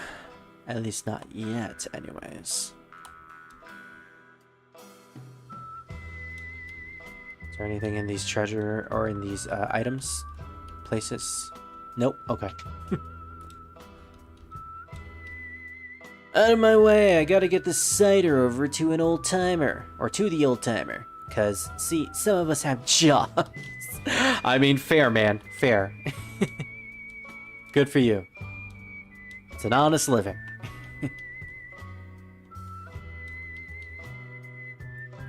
Don't let anyone tell you otherwise. Oh wait, this isn't...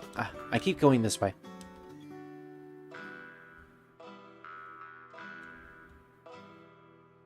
Honestly, I wouldn't mind listening to Shadow's theme throughout the entire town, but it probably wouldn't make sense. Beyond Mount Colts lies the sacred mountains. Why are they sacred? I don't know. Oh.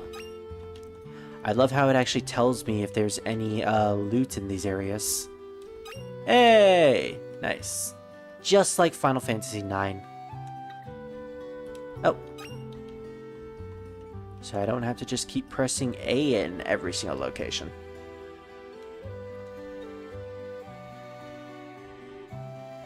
Okay. Is this the part? Hey, yeah, the bridge is still here. Yeah, apparently there's a bridge in this particular location right here. Underneath the house. I believe that's a programming glitch, but don't quote me on that. Not exactly 100% sure. Or actually, do quote me on that if you actually know. Did you see how cool Figaro Castle looked as it moved around through the sand? No? Well, I suppose that would have been kind of hard, or with it being underground and all. Then how did you see it? I wonder if they're selling any armor here. Welcome! Yeah. These guys definitely could have equipped it Mog's shield. Oh well.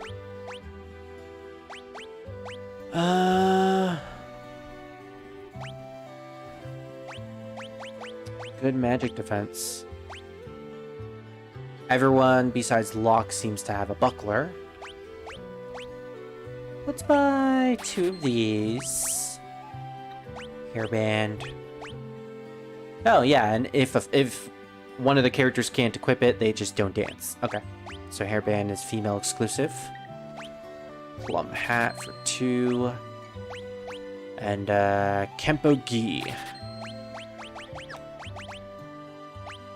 Optimal. There we go. We could sell our old equipment, but I'm fine with not doing that. At least not yet. Anyways. We could get Bio Blaster and Noise Blaster if we wanted to. Confuses all enemies with a blast of sound. Used with a tool. Yeah. Attacks and inflicts poison damage to all enemies. You know, we probably won't find any other, we probably won't find these tools in dungeons, so let's just buy them now. Did you see how... Oh, yeah. Yeah, it's cool, kid. Whatever.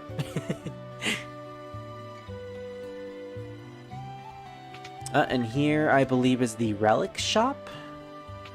Or, no, this is actually the house where the guy is delivering cider to. My work here is done. You're in my way. Move it! I don't like strangers. Bring me some cider and maybe I'll talk to you. No. My grandpa used to be a servant for the richest family in town. But then he took an arrow to the knee. Got anything good in your basement?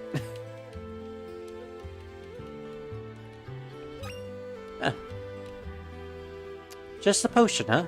You're useless to me. Oh. Okay. So I believe there's an there's an accessory shop somewhere around here. At least I think.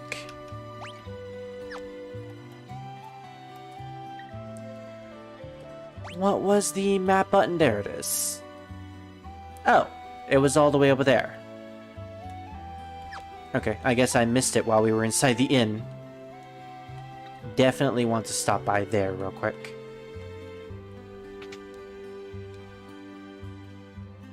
So, I believe these are actually relics, not accessories. You can gain all kinds of abilities by equipping relics. These shoes double my walking speed. Watch this. That's about as fast as we actually walk. Yeah, something tells me that the walking speed relic is no longer a thing in this. Relics can grant you a variety of abilities. For example, sprint shoes double your walking speed. I wonder if it doubles it even further, actually. A gauntlet lets you hold a weapon with both hands to increase damage. The Knight's Code makes you shield others in combat. Dragoon Boots allows you to perform jump attacks, and apparently it's the best relic for me. A person can equip up to 2 relics at the same time. Yep, so to add an extra flavor to Final Fantasy VI's combat, you can equip these relics to give characters their own effects during battle. Or outside of battle, for instance, with the sprint shoes. Silver Spectacles prevents darkness. Star Pendant prevents poison. Jeweled Ring prevents petrification, and the Knight's Code is basically the guard command for paladins. Which I might equip to someone. And just so we don't have to worry about being poisoned.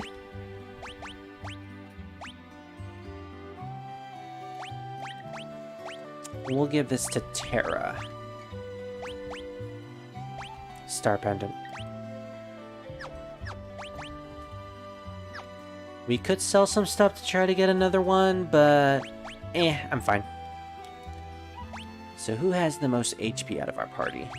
Seems like Edgar and Locke have the same amount, so what is their defense? Well, they're both level 8, and Edgar definitely has more defense than Locke. And more magic defense, so ultimately Edgar makes for a much better paladin. Or knight, technically. Causes the bearer to cover critically wounded allies. Yep. It's not much, but it definitely helps in the long run. Alright, I think we've explored enough, so let's go. Also, this is the Chocobo stable. We can rent a Chocobo so we can go through the overworld without having to deal with random encounters, but it gives us good experience, so I am just going to let us continue without a Chocobo. Duncan's cabin! This is apparently the guy that trains his students in martial arts. Will we get to meet Tifa? I was almost convinced naming Terra Tifa, just because I love Tifa, but, yeah, probably would have been a little too confusing. What's that smell? I don't know, Edgar. What is that smell? These flowers. He always liked these.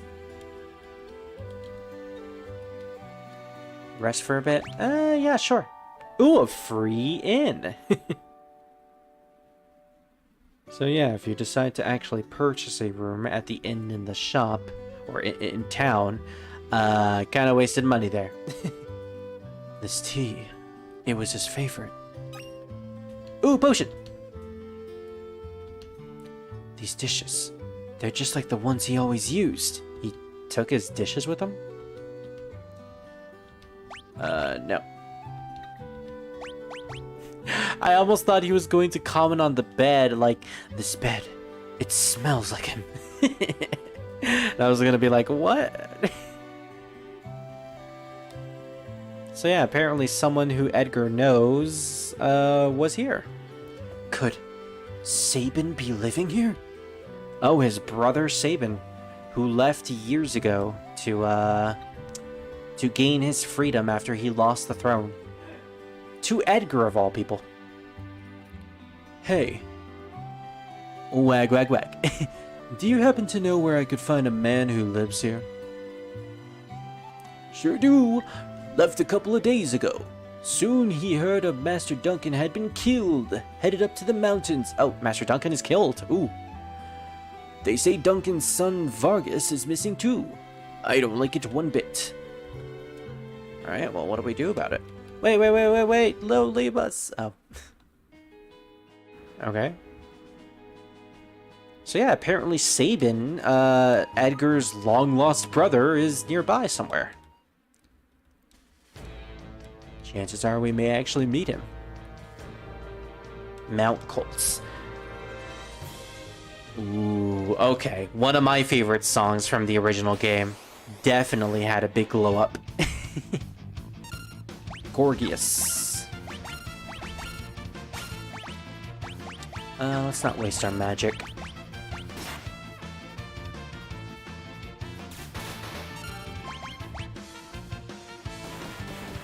Oh. Hey! And with the shield, she can actually guard sometimes. Pretty handy.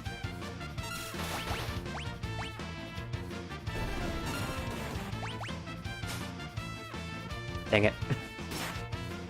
The chances to steal in this game are kind of low, but like I said before, stealing isn't necessarily all that important in this game. Not as important as it was in 9. In 9, you practically had to steal all the time. Serpius. Let's try Bioblaster. Oh, I love how Edgar just wears, like, protection gear on him while he's using the Bioblaster. He does that a lot with most of his attacks. Eventually we'll get a chainsaw with him, and he'll wear, like, a Freddy Krueger mask. Also, that's really cool. Yeah, they're all confused. Break! I mean... Wow. I've been watching the stream and trying to farm Grand Company currency in Final Fantasy XIV. At the same time, it's annoying to do. Watch the stream is not. The farming in Final Fantasy XIV is not. No, I totally get it. Grand Company currency. I don't think I've actually learned what that does yet, or what that is. Oh, wait, you know what? Nope. It all came back to me. I remember joining the Grand Company of, my starting town, and I remember how difficult it is to grind for the currency in order to buy stuff from those shops. Yeah, okay, I totally get it. Yeah, that is pretty annoying. It takes a long time to actually build up your currency to buy something useful. Or heck, buy a rank up, which is something you definitely want to do. I think I managed to purchase like 2 rank ups during my time with 14. Okay, they just straight up killed Terra.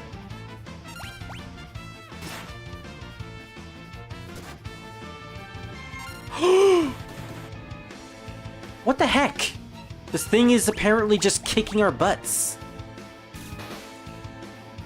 And why haven't I been using auto crossbow? Oof. Okay, that one was on me. I wasn't using auto crossbow. I wasn't making things easier for myself. It's a good thing I stocked up on some Phoenix Downs. There we go. To rank up, yeah. Again, I definitely need to renew my Ooh, Shadow! Not the character Shadow, but an actual Shadow. I need to renew my subscription to 14 again. I had so much fun playing it, but you know, I stopped because of the whole fiasco during December with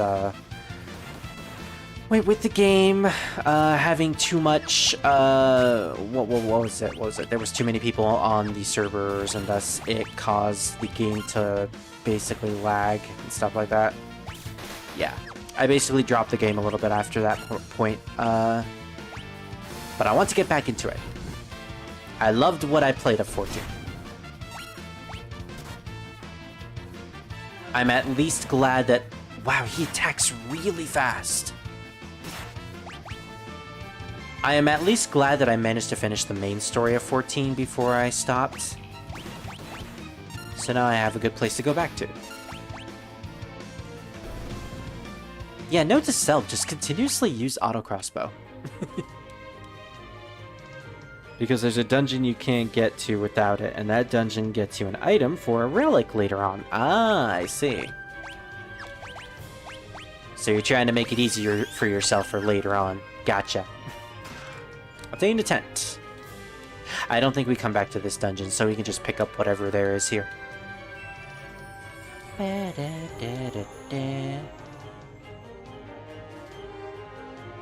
Yep, great song. Great remix. Can we drop? No, we can't. These Gorgias are very difficult to deal with. If you let them get hits off of you, you're in for a nasty time.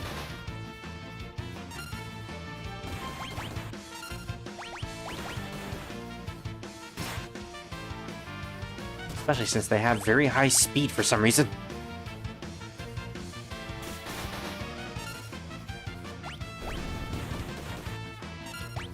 But yeah, the best part about Edgar is, like I said, due to his auto crossbow not having any type of range priorities, you can have him in the back row taking less... Why don't I have him in the back row? Oh wait, I do have him in the back row.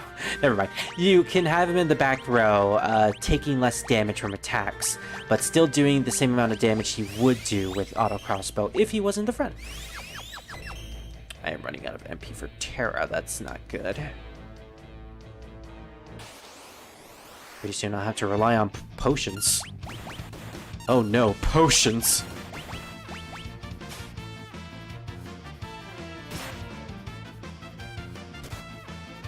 Gore. Yikes.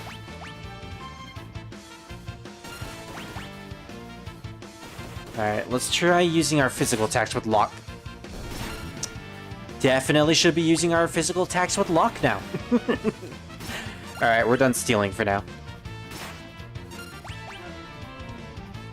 Especially since he... I was going to say, especially since he has the mithril knife. Hey! We are getting some decent level ups as well. I want to check something real quick. Yeah, Terra also has the mithril knife. And Edgar has the mithril sword. Oh, there he goes! I'm assuming we're supposed to be, that's supposed to be implied to be Sabin. Let's try to use Noise Blaster this time. Oh my goodness, it actually worked!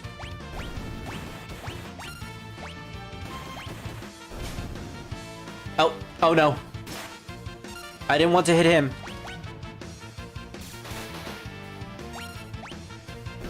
Quick, attack. Dang it.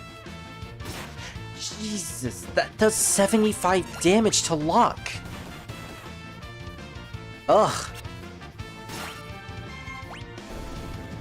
Yeah, that thing is disgusting. Jeff is helping me, though. Jeff is helping me through it, and now we got to the point where we need that item, and I have to wait to get something unlocked in the Grand Company to make seals easier to get. Ah. Sergeant Second Class is the rank I'm trying to get to, and it's taking so long. I see. In terms of the expansions, how far are you in an expansion, Druid? Like, have you finished the main Realm Reborn expansion? Because if you have, then man, that is pretty fast. Let's make another save file. Especially since we're out of MP. Although, I could use some of these sleeping bags that I said I would never use. There we go. Instant MP. Finish a Realm Reborn. Dang, it took me like 2-3 weeks to finish a Realm Reborn. I mean, good for you, but still. This is one of the weirder enemies, Trillium. It's just vines. Oh wait, tentacles! Oh no, Terra, look out! Oh, Trinity Spender. I apparently got an achievement. I'm hoping I can get almost every achievement in this game.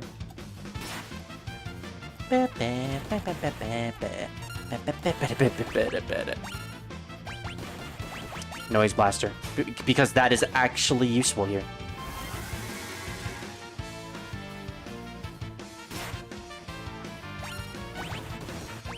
Uh-oh.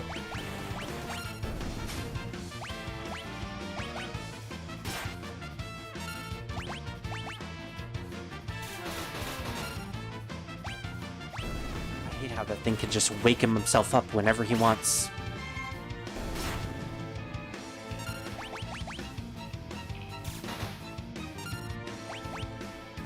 There we go. They added daily support, so I was able to run through the dungeons and trials thanks to the AI. Nice, nice. It's cool that they added that feature. I'm stoked to see how it's actually used, and whether or not it's similar to the Final Fantasy XI trust system, which you already said that it was, but I'm curious to see it for myself.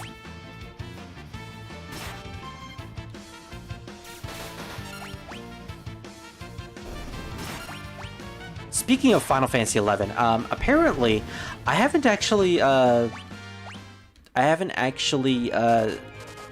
wait, I'm poisoned. Wait, who's poisoned? Oh, yeah.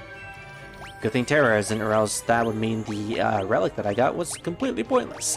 I haven't actually disabled my subscription to it, so I've technically been paying for Final Fantasy XI this entire time.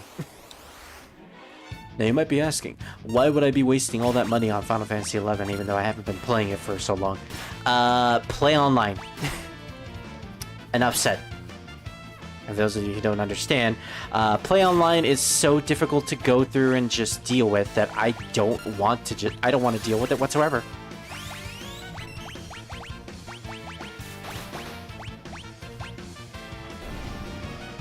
But yeah, that's another game I need to get back to eventually, Final Fantasy XI.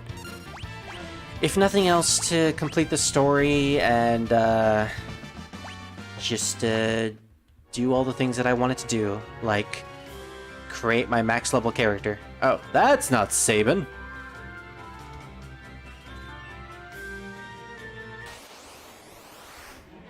Although he is buff like Sabin. They always poison luck. Every single time.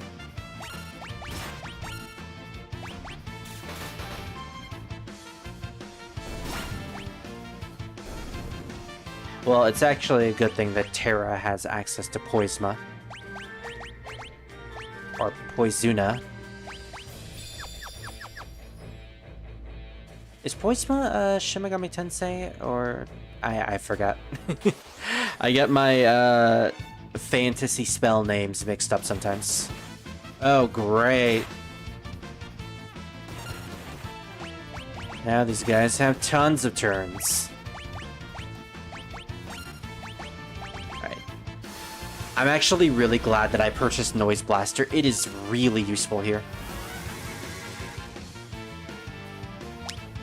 Okay, I was thinking that it only affected the one bird in the front. And I was gonna be like, what?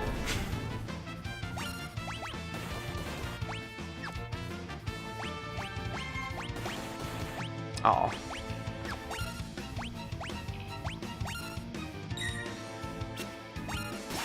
I want to actually... Oh, dang it. I wanted the thing to hit himself. Oh well. We can use Noise Blaster again. Yeah, with Edgar here, we'd actually make sure that this thing always hits himself. That is actually disgusting.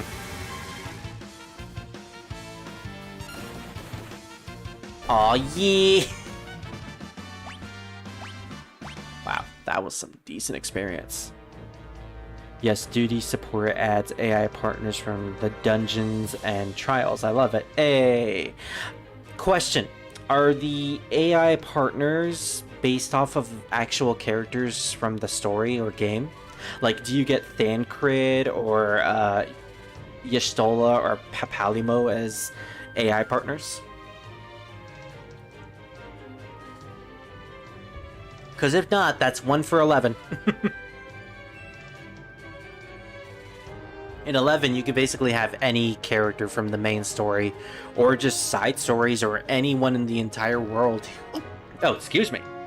I accidentally swallowed the wrong pipe. Anyone who is in the world that is associated with a class, you can have them as trusts. No? Alright. Well, maybe one day. Thexan sent you, didn't he? Oh, it's Vargas. What? He just dynamic entry'd our asses. No, actually, he kind of Goomba stomped us. Who are you? Thexan, is he here? You were the one sneaking around us the whole way up here, weren't you? And if I was... well, then we're gonna have to beat your ass. Well, it doesn't matter who you are. I've no intention to surrender. Woe is the day you met me. It'll be the last day of your lives. Okay, drama queen. Aipu. Why do they still call them Aipu? Also, Vargas is gigantic. Not only is he gigantic, but he also has an army of gangster bears on his side. Like, seriously, they're doing gangster signs. What the heck? He just immediately killed all of us. Wow. These things aren't playing, apparently. Huh. Okay, well, I am very thankful for the autosave feature. Very, very thankful. Like, what the heck happened there? Noise Blaster.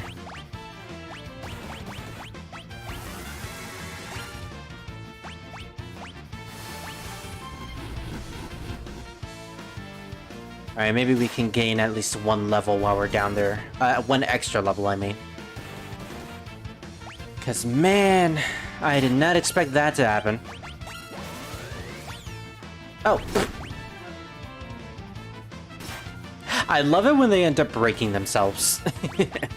And it always seems like they only cast the break spell on themselves. It's Scion's healer or Scion's class. I see, okay.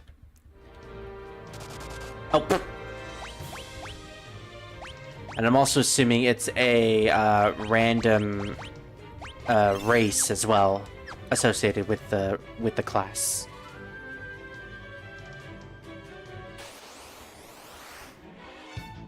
At least these guys are easy to deal with.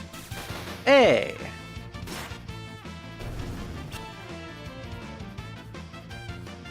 It even saves auto crossbow. It's pretty good.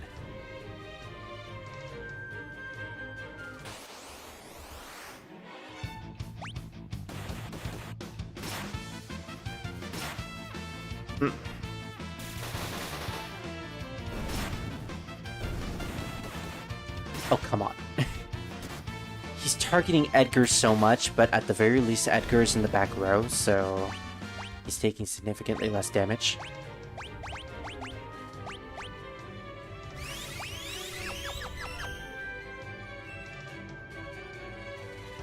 Yeah, I have no idea what happened there with Vargas. Maybe it's because I have the fast speed on. I'm not exactly sure.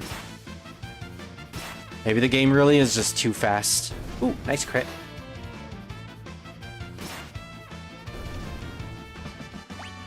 Nice.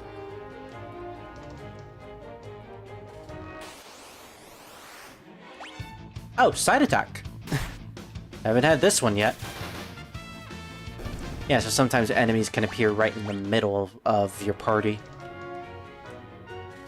I believe if you attack an enemy with a physical attack while they're not facing you, it will do extra damage. would make sense if it did extra damage. Hey, nice level up.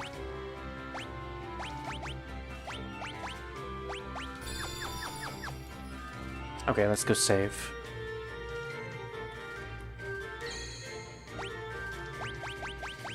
They were at least decent enough in the original game to give us a save point right here. Alright. Round 2, Vargas, I'm coming for you.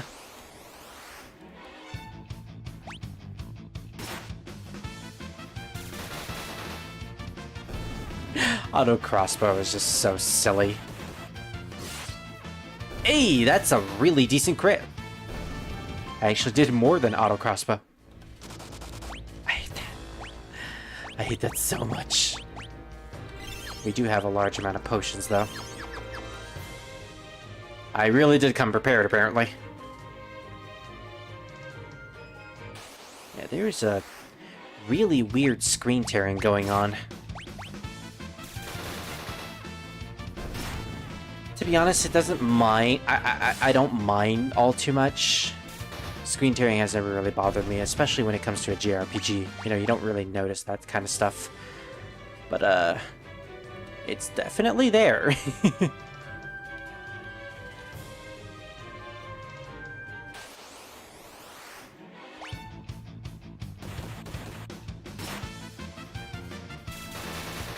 Yeah, so I'm actually kind of glad that the Pixel Remaster is giving me a decent challenge.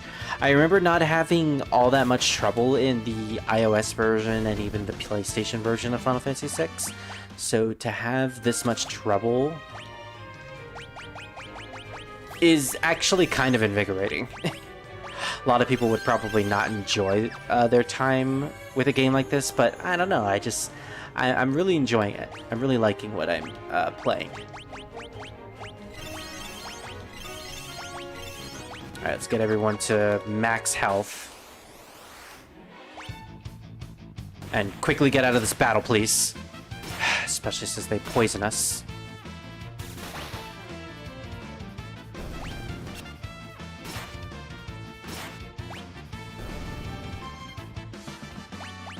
Hey!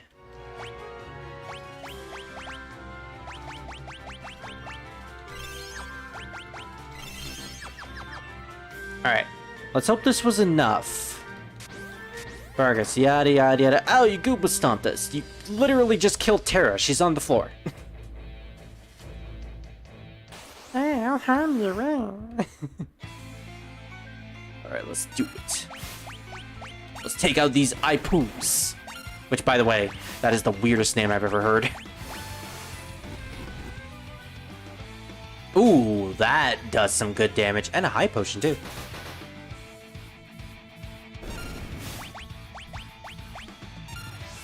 Gale cut.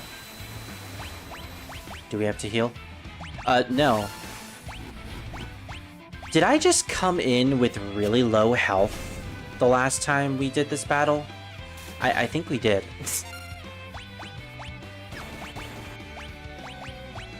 Well, Locke definitely needs to be healed.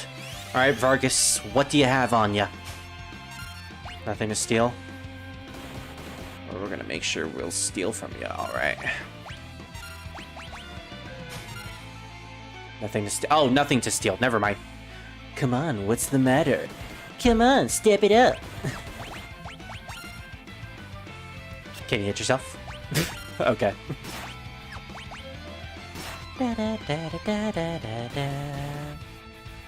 Man, he's really giant. And I'm not talking about his muscles. I'm like... It's like... His sprite is 3 times bigger than all of us.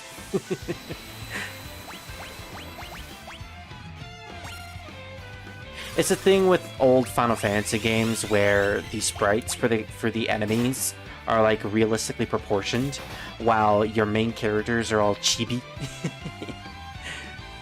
Enough of this. I'll send you all to the 5th dimension. That's enough, Vargas. Hey, it's Sabin. Ah, if it isn't Sabin. And our party is just like in the back watching this as if it was a movie. Why, Vargas? Why did you kill Master Duncan? How could you murder your own father? The fool snubbed me, his own son. He chose you as his successor. A little bit of family drama here. That's not true. I kind of feel bad for giving Sabin this voice. He's a lot smarter than this. It's true and you know it. It's written that ugly sneer across your face. He wanted you to be his successor, not me. You knew you had the most potential. I'm sick of listening to your lies. I've got far more than just potential. Why don't you see for yourself? Blizzard Fist. I imagine he says it like as if he's doing like an anime attack. It has like the echo and everything. So yeah, we never actually find out if if Sabin was telling the truth about whether or not his father was really was going to give him the position of being his successor. Either way, he did kill his father, so I guess he doesn't really deserve it in the long run. My father was right to see so much in you. I guess there's no avoiding this. Fate made us train together, and now fate will send you to your doom. Doom Fist. Oh, he casted Doom on us. Now, get ready to join your beloved master. Yep, Doom. We have 59 seconds left to do something, and that is Blitz. Alright, let's try Meteor Strike. Alright, so in this game, they... Oh. Okay, yeah. In this Pixel remaster, also, fucking suplex him! Oh yeah. Why hold back, Thexan? Your time is almost... I suplexed you. Oh, he wants me to do the Raging Fist. Okay. Yeah, in this version, they give you the commands at the top of the screen. In the original version, you just had to know the commands. They tell you in the menu, in the overworld menu, if you actually check Sabin's abilities, but good luck trying to remember those in the middle of a battle. I like how they just added the commands. It makes things much easier to remember. Time to put an end to this. I need to use a blitz technique, like the master taught me. Select Raging Fist from Blitz menu, then press... I did. Okay. Yeah, nothing will happen.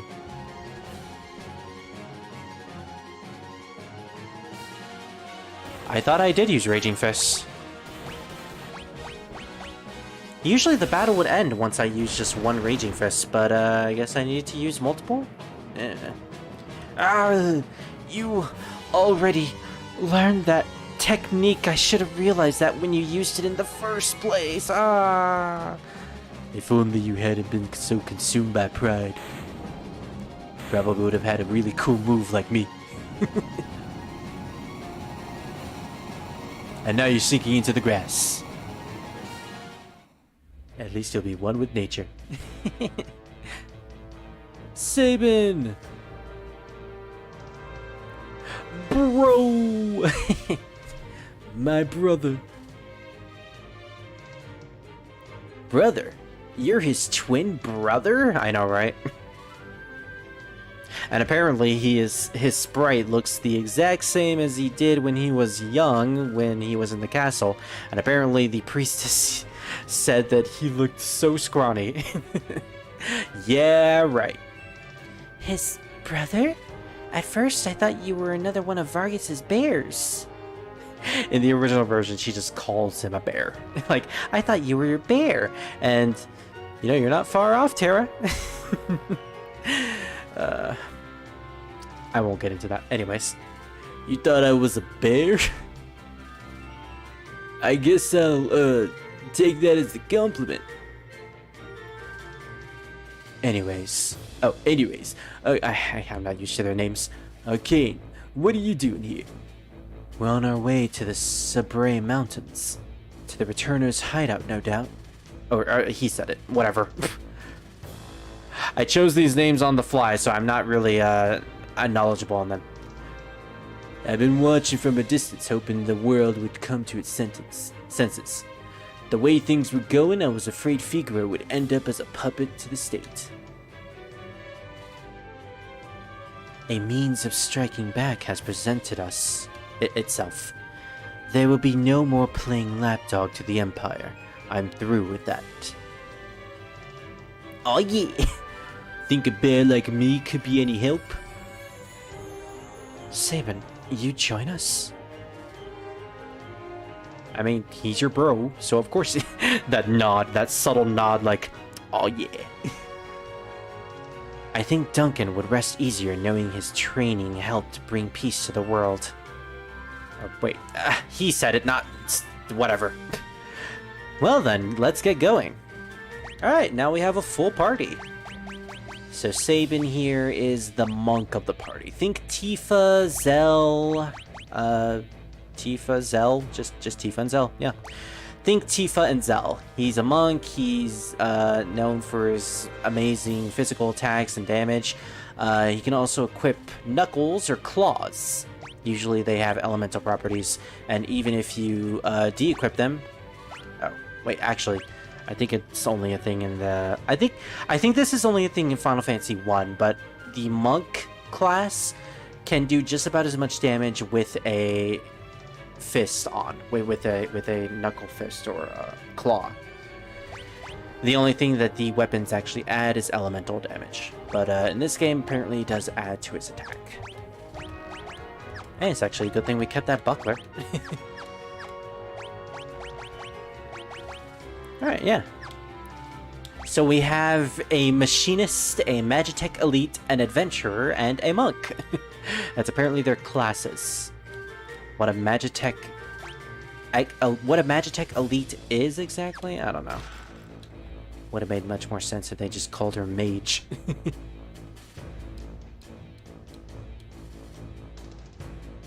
And that's it for Mount Colts.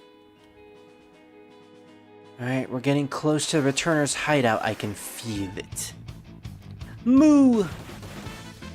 The ultimate void! The aspect of nothingness! It's surprisingly cute. Let's suplex it! I love Aww. Oh, I'm pretty sure they fixed that in this version, but suplex can actually miss now. That's a shame. The best part about Sabin in the original version of the game is that his suplex attack can hit anything, and I mean anything, even bosses. When originally in the programming it was meant to be something that could only hit a specific type of enemy. But nope. Unfortunately, I think they might have fixed it. Yeah, they definitely fixed it in this version. It can actually miss now. It's a real shame, honestly. Oh, I was about to use Aura Cannon.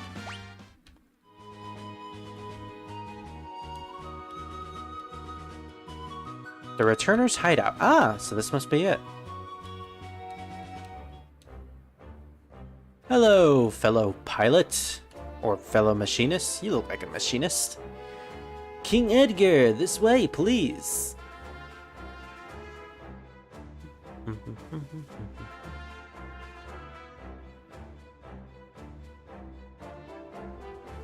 In there?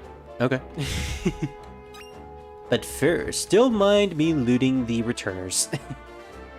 The Empire wouldn't even think of looking for our headquarters here. Wanna bet that the Empire will eventually attack this place later on in the game? Because you'd probably be right.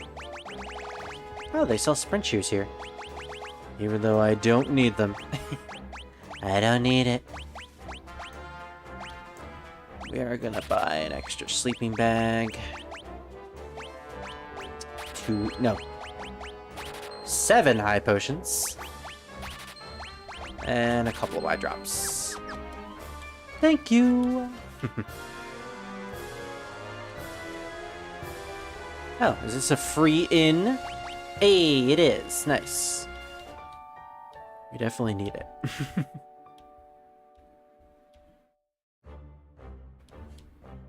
Okay.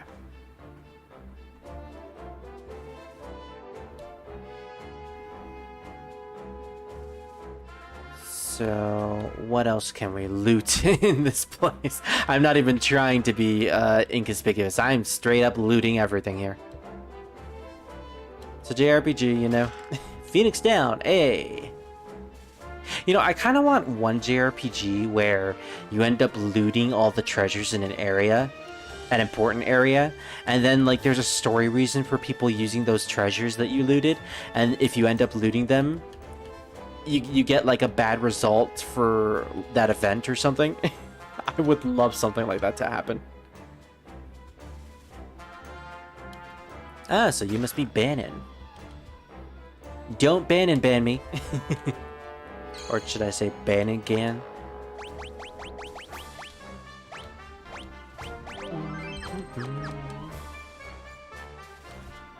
But first, oh, I guess that doesn't lead anywhere. Bannon, we brought her with us. So, this is the girl, the one to whom the Espers responded. Esper?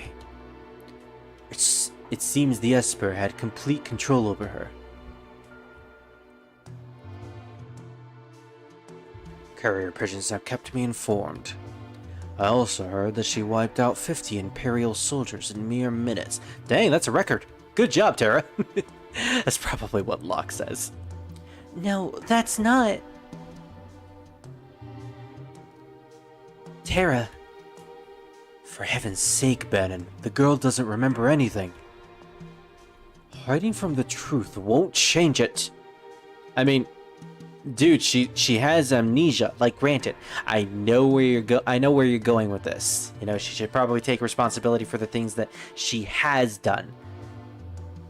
She can't necessarily hide from the truth with amnesia as an excuse forever. But still. Perhaps you've heard this story before. Once when people were still pure with innocent, there was a box they were told to never open. Oh, Pandora's box. But someone went and opened it anyway, and so unleashed all the evils we know today. And then a couple of high school students had to awaken to their personas and had to battle demons anyways. I thought he was actually gonna say persona thing. Pride, envy, greed, wrath, gluttony. The only thing that remained in the box was a single ray of light. Hope. Dot. Maybe I am trying to hide from the truth. I am using ellipses after all. Your power is a gift, not a curse. No matter what happens, you must remember that. Okay, so you want her to take responsibility, but you also want her to know that her power can be used for good. So, yeah, this is straight up just a way to make her be on your side. I mean, he's trying to convince her, of course. I don't see anything wrong with it inherently. You are this world's last ray of light, our final hope. Bannon! Oh, I think I see where Edgar is going with, though. He doesn't want Bannon to force her into doing this. Like, that's specifically something that Locke and Edgar, and I assume Sabin as well, doesn't want to do with Terra. They don't want to force her into doing something that she doesn't want to do, because that's basically been her entire life at this point. Being mind-controlled by the Empire to do their bidding. I've grown real weary with the hour. Allow me to rest for a while. We just got here. Well, they certainly made Bannon a little more scruffier in this version. I don't remember him acting like this a lot in the SNES version. The Empire took someone important from me. I hated it ever since. If no one stands up to the Empire, more people will be left like me. That's why I joined the Returners. Oh, so we get a bit of backstory from Locke. Apparently he knows the harsh truth, the harsh reality of what's going on in this war. But there's no one important in my life. I have no family, no friends. That's not true. Is he gonna say you have me? And even if it was, I'm sure there are people who feel you're important to them. Those people could be counting on you. Cheer up, yeah? I love that little pose he does. Again, these sprites have so much expressions to them. Oh, he just goes through everything again. Oh, wait, no, he doesn't. He just goes through the beginning. But yeah, interesting lock. So at this point, Terra needs to come to the decision on her own.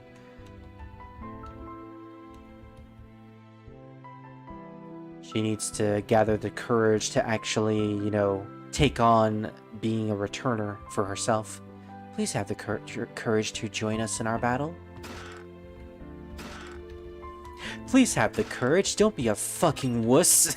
I'm so sorry. I didn't mean that. Oh, apparently it does show the other room, but it doesn't actually show me where. Oh, they added like a white outline for secret passages whenever I find them. Okay, that's cool. That's extra point for the Pixel Remaster right there. And we got a white cape. I believe that does something for status effects. Oh, never mind. That increases magic defense and magic evasion. Oh, defense by 5, magic evasion by 5, and magic evade... defense by 5, magic defense by 5, and magic evasion by 10. That is, like, perfect for Terra. Yes. Yes, please. There is also something else that I want to do before we, continue on, but I don't remember exactly the specifics on how to get this specific item. I have to do something involving Bannon, I believe. We're a small organization, but we've been gaining more and more sympathizers around the world. Freedom is almost within our grasp. Yeah, I bet it is. It's empty. Must find our way to get him back. What did I just say, Sabin? I don't know what to tell you, but I do know that I trust my brother completely. He's always thought of my needs before his own ever since we were little. I think you should trust him too. Don't tell him I said that. He'll turn as red as a tomato. Aw. He's very proud. Very proud of his brother. Very proud of his bro. Yeah, I like Sabin. Again, I didn't used to like him for some reason. I don't know what was wrong with me. I guess I just wasn't a fan of well-developed characters or just well-written characters. Okay, so apparently there's like a secret Easter egg here somewhere as well. Like there's a piece of paper that you can get on the ground that you can apparently just look at. But I don't think it's in this version, or maybe I'm looking in the completely wrong directions. Yeah, because I remember there being an Easter egg for this, oh, here it is, right here. There's a scrap of paper lying here. Let's leave it. I think we have, like, the option to leave it there and something happens. Where did Edgar go?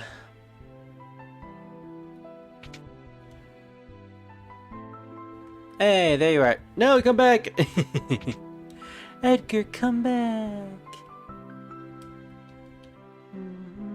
Terra's theme is so majestic. It's not easy asking so much of you. If we force our ideals on you, we're no different from the Empire. So, we want you to decide for yourself. Yeah, I agree with Edgar there. I think that's the best decision, honestly. She can't go into this with, with being forced. It's just not right, and it's not morally right. I mean, considering the world is in peril from the Empire and this is war, you could make the excuse that anything goes, and honestly, Terra should, you know, follow through with going with the returners, but at the same time, morally it's just not right. Bannon, he went outside just a moment ago. Okay, so I think we come out here and we talk to Bannon. Have you made your decision? Will you become our last ray of hope? No. I see. We have to be apprehensive about it.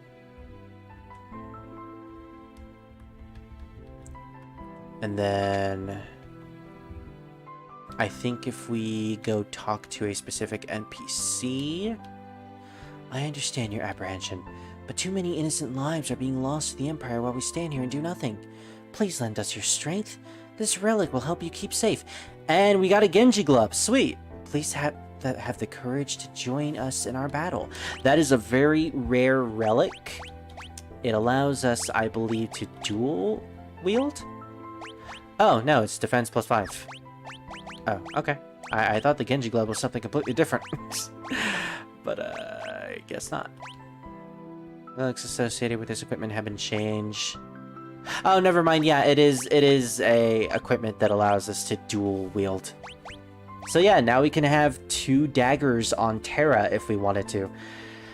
Doubling her damage, her overall damage capacity. Although she will lose a lot of defense due to the fact that she no longer has a shield equipped to her. But to be honest, the only real stat she's missing out on is the evasion. It's good that we have the Genji Club though. You only get that if you tell Bannon no for the first time. So let's go talk to him again. You can tell him no again, but I believe you also miss out on the reward he gives you. So let's go up on his offer. I think it's fair. I think it's fair that we want to make the world a better place from the people who are definitely evil and who are basing their future on the corpses of civilians, dogs, mammoths, and mind-controlling young women. So, yeah, I think the Empire is evil. Really, you will? But I'm scared. We'll succeed if we all work together. Never give up hope. Because without hope, you might as well be dead. And don't worry, we'll see him in Final Fantasy 13. I have a plan. Would you please gather everyone together? Yeah, sure, whatever.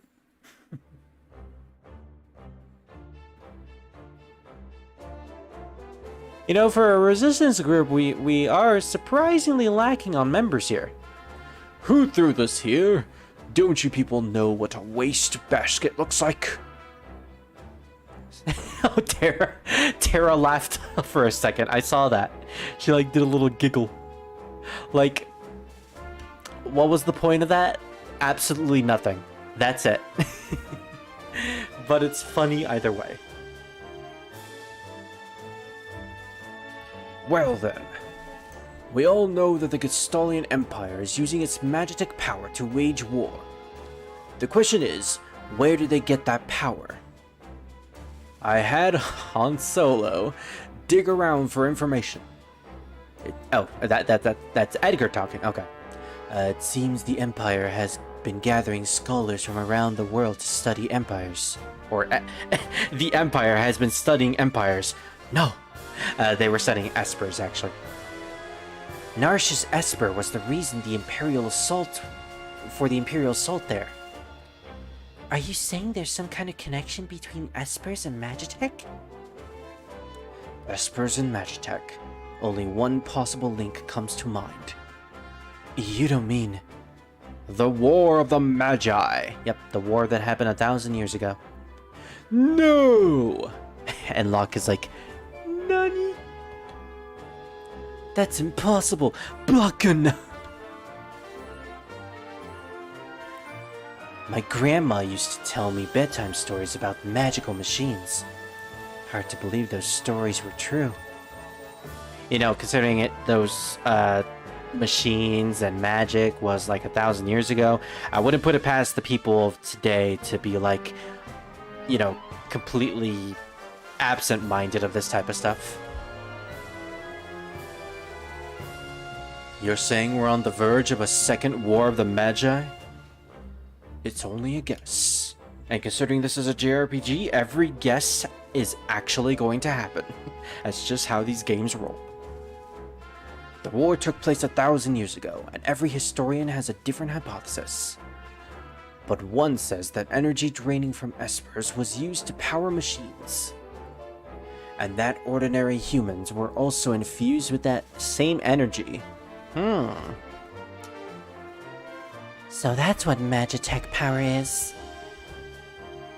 Yeah, it almost sounds a little bit like you, Terra, in a way. Maybe that's where your magic came from.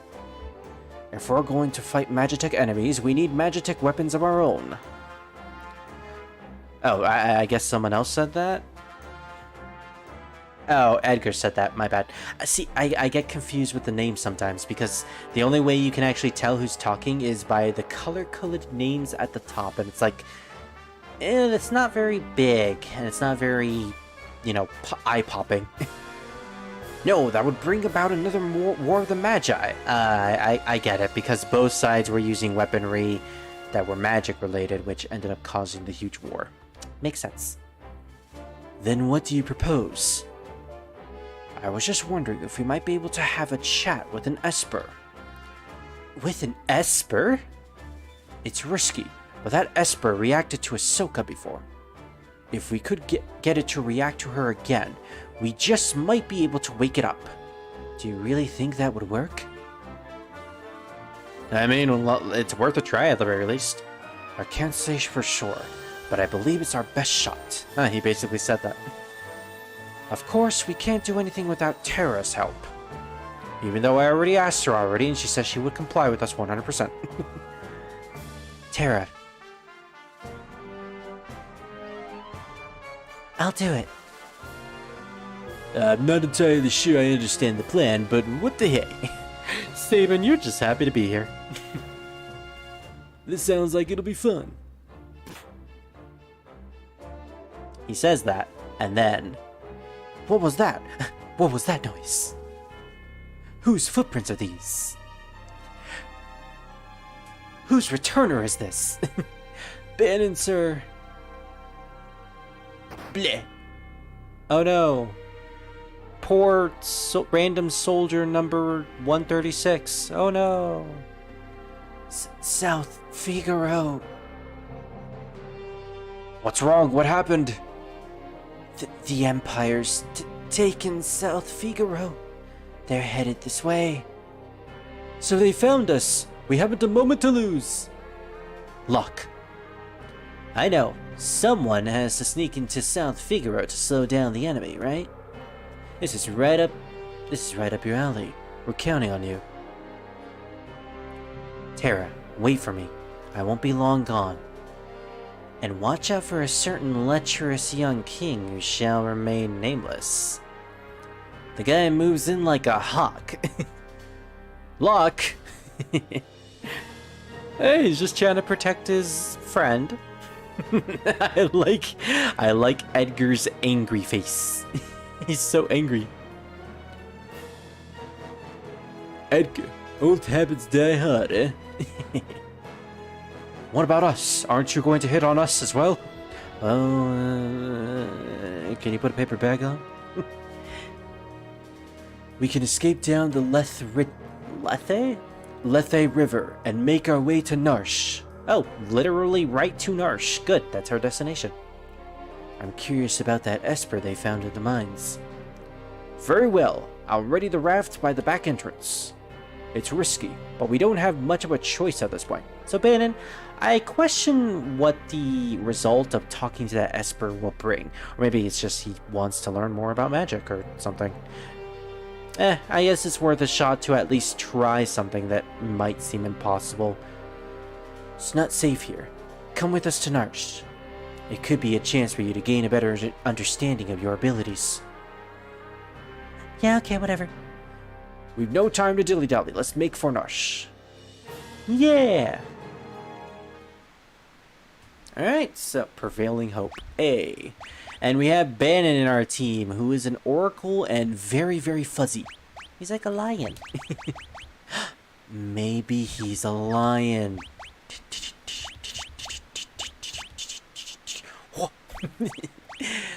Unfortunately, we cannot equip or de-equip anything off of Bannon.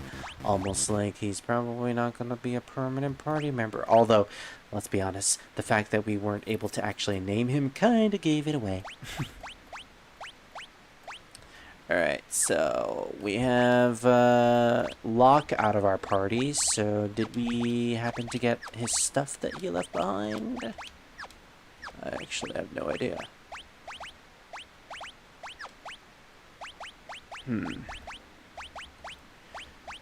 I'm thinking I will give the Genji glove to you, Sabin.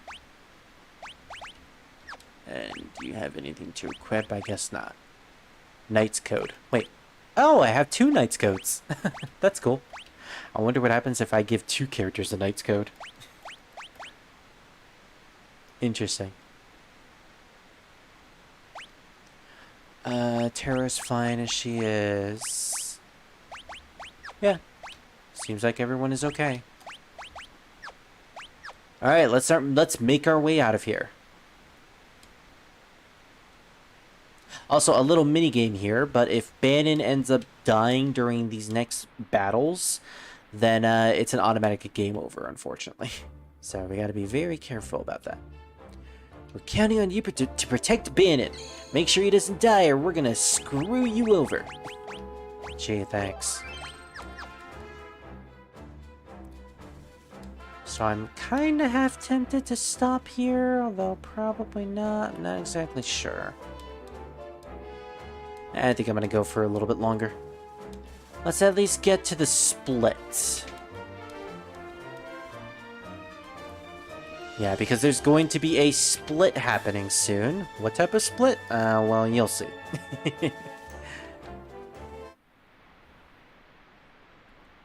Alright, we gotta get out of here. We gotta get to Narsh as soon as possible so we can talk to that Esper. For some reason. Hop aboard the raft. Head towards Narsh while protecting Bannon at all costs. If Bannon falls in battle, the journey's over. Well, in that case, why don't I put Bannon in the back row? Oh no, too late! Oh, he already is in the back row. Nice! Carry suplex.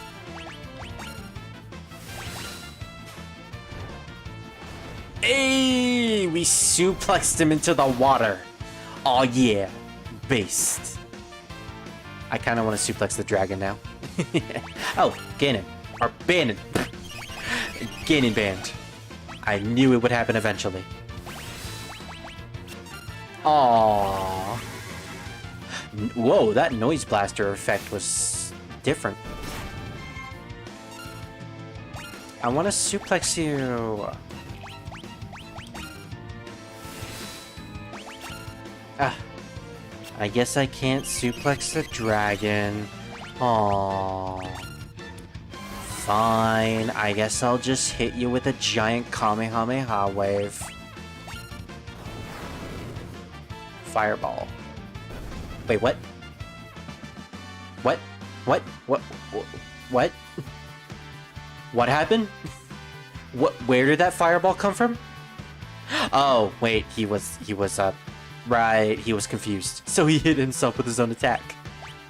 Oof. I was about to say, wait, what? Where did that fireball come from? Okay, so, let's go left.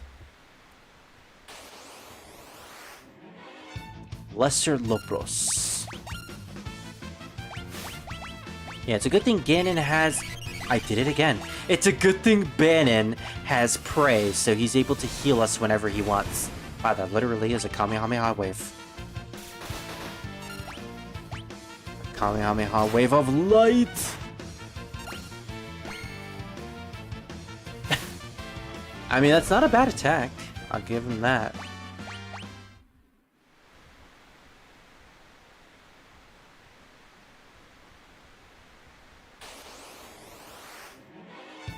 Exotite. Oh!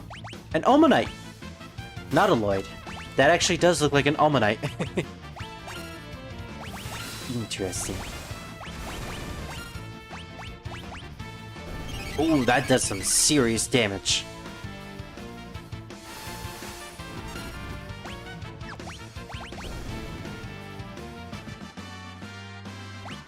And Bannon leveled up, even though we're not going to have him in our party for very long.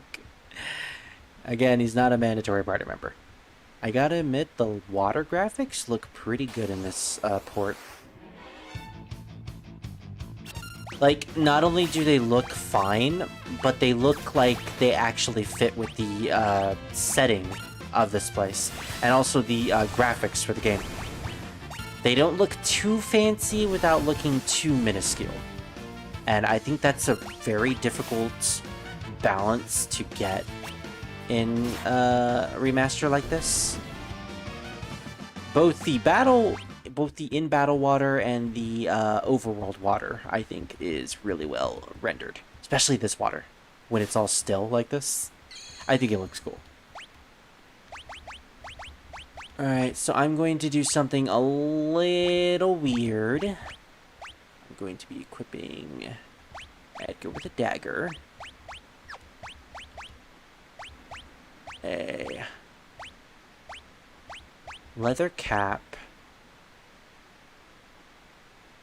and a leather armor.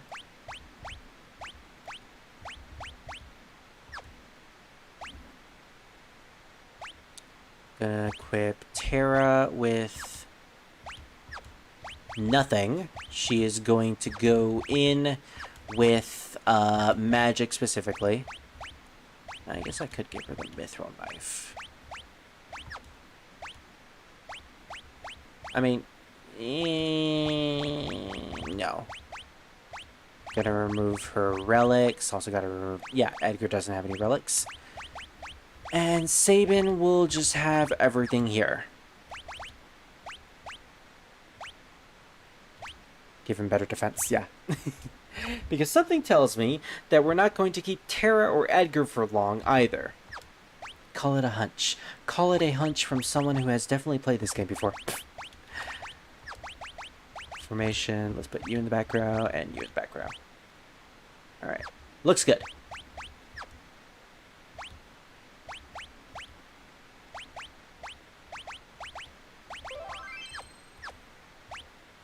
Also, we might want to heal real quick as well.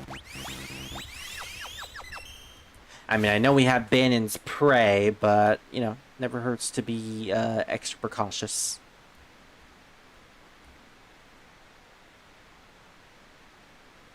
This river definitely has a lot of twists and turns. Nautiloid! Almost close to Nautilus.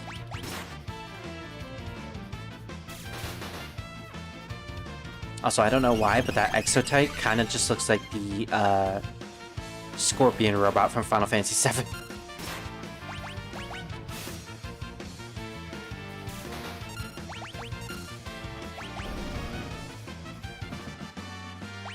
E. Which way now? Let's go up.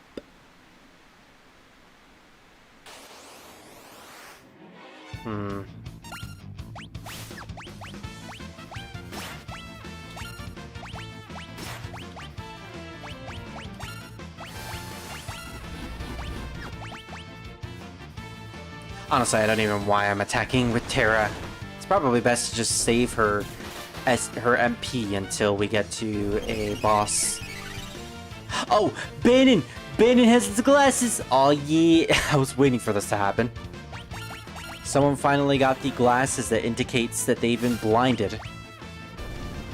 I love that status effect. The character just has shades. How is that not super cool? I love it.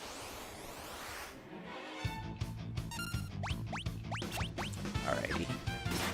Yeah, we're definitely just gonna defend with you. Pray.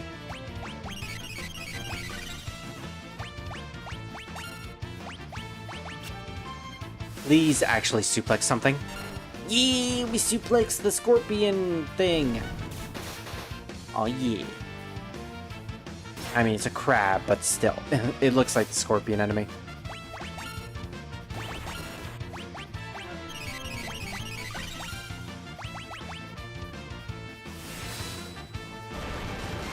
Ooh, I love how that has so much kick to it.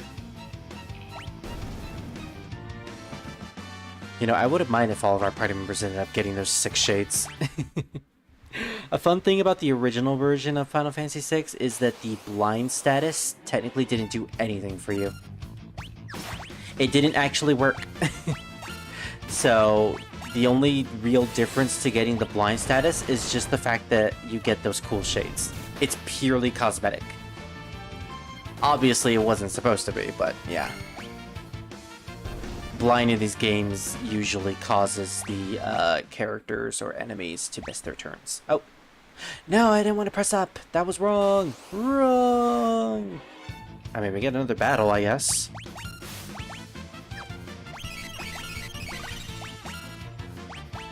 Again, we don't really need to attack with you, Terra.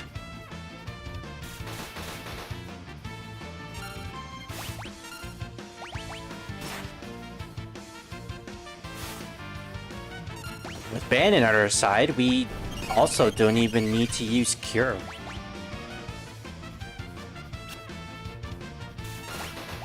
Yeah, obviously this is the part of the game where it's very easy to level grind, especially since these things are giving us some decent experience. So if you really want, you could spend a lot of time here just level grinding. Heck, actually, now that I think about it, since the first option in this portion of the map is to press up for your directions, all you really need to do is to get like a turbo controller, map the A button or confirm button as the one that is, you know, constantly being pressed. Set the battle, set the battle settings to memory, so that every time you your cursor starts, your turn starts with a character, it's always on a specific command that's always there. Have it stick to Banon's Prey, and you can basically infinitely grind for experience here without ever pressing a button. Someone has probably done that with the PS1 version of this game. Oh, Terra's got the 6 shades! Aw, yeah! Terra with them shades. You know I gotta, screen share that, or you know I gotta screen cap that. Oh, man. Alright, we gotta go left. But yeah, if we really wanted to, we could have done that.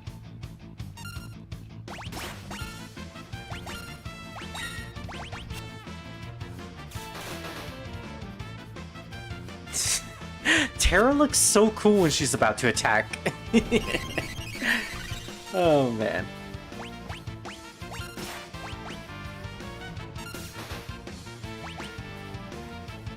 Great, I got a screenshot of that, too.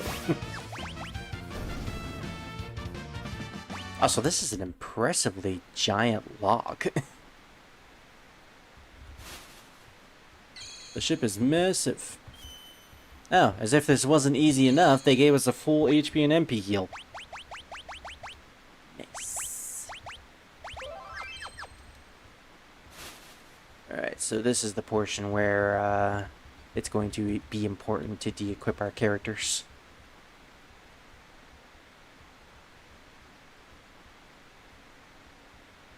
So we try to make it to Narsh. We're getting pretty close. Oh no, it's a giant waterfall! And somehow we survived that. You know, in other fictions, we probably would have had our ship crash at that point.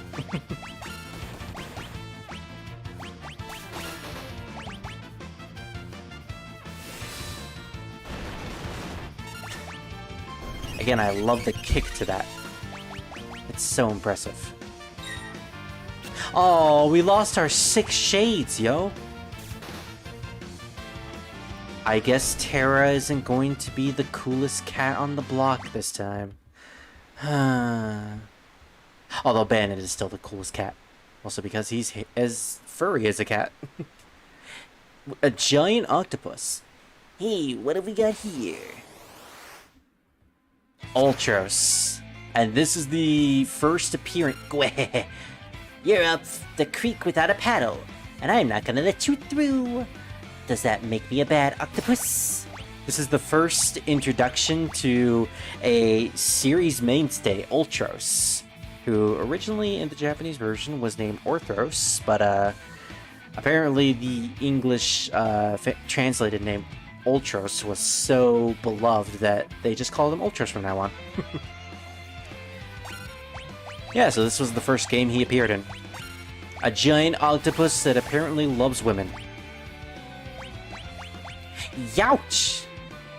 Seafood soup is not on the menu. And he also loves his quips. Also, we attack him with Sabin. Slurp. Tentacle. Oh no! And of course he would attack the one character who shouldn't be attacked with tentacles.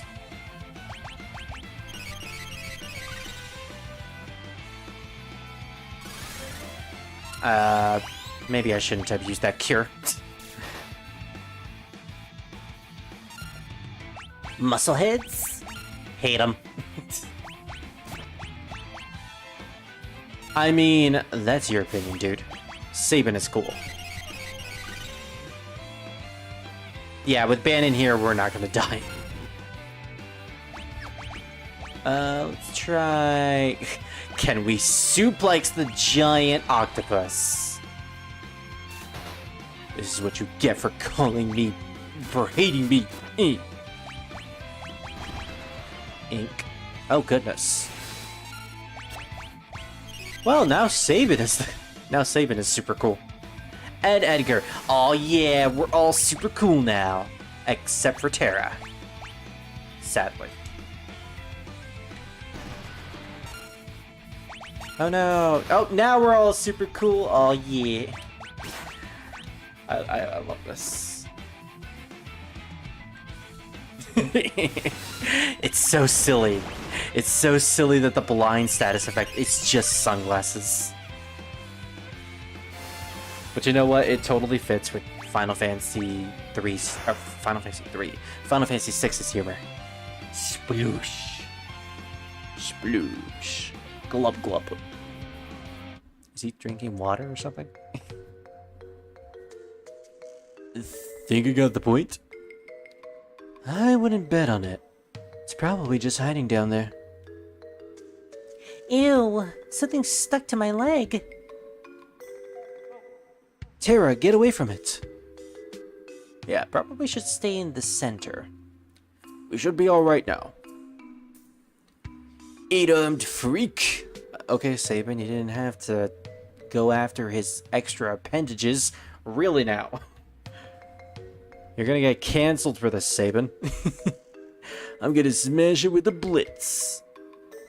No, Sabin! Out of the way, Edgar! What a musclehead. Well, he's always been a bit rash. Sabin! Oh, he'll be fine. And then he just dies. Are you sure, Bannon? You're his brother. You should know better than any of us. Don't listen to me. I'm just saying it to calm Terra down. Any second now, he'll flop back up onto the raft, right as rain.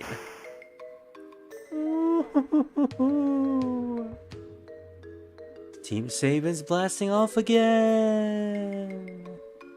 Twinkle. Think he missed the onto the raft part. Sabin! Sabin, you're on your own now. Wow. Some brother. Sabin! And we never seen him again. Wow. That was like top 10 Final Fantasy deaths right there. Anyways, this is the split I was referring to. Arcane and Ahsoka race towards Narish while protecting Bannon. But what of Thexan, who was swept away by the raging waters? And how is Han Solo faring after penetrating the Empire's defenses in South Fikafro? Oh my. Is all going according to plan? Find out next time on the next episode of Final Fantasy VI. Choose a scenario, Koopa. So yeah, we can choose which scenario to play through first. There's really no difference of which one you start with. It's literally just, do you want to go through the long one, the short one, or the more interesting one? It's all your choice, but eventually you will just have to play through all of them. We are going to be playing through Sabin's first, which is the reason why... Oh, Mog.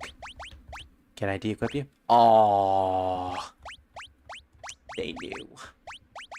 They gave me the opportunity to de-equip Mog at the beginning, but I didn't take it. But yeah, we can choose whatever path we want to play first. Let's start Sabin's, just because I want to start it just to, you know, be ready for next time. What dire fate has befallen Sabin, who leapt from the raft after the fight with Ultros? He's dead. He's dead, Jim. Alright, so we have Sabin here, who basically washed up in a random place nowhere else. How lovely. Yeah, it seems like he'll be just fine.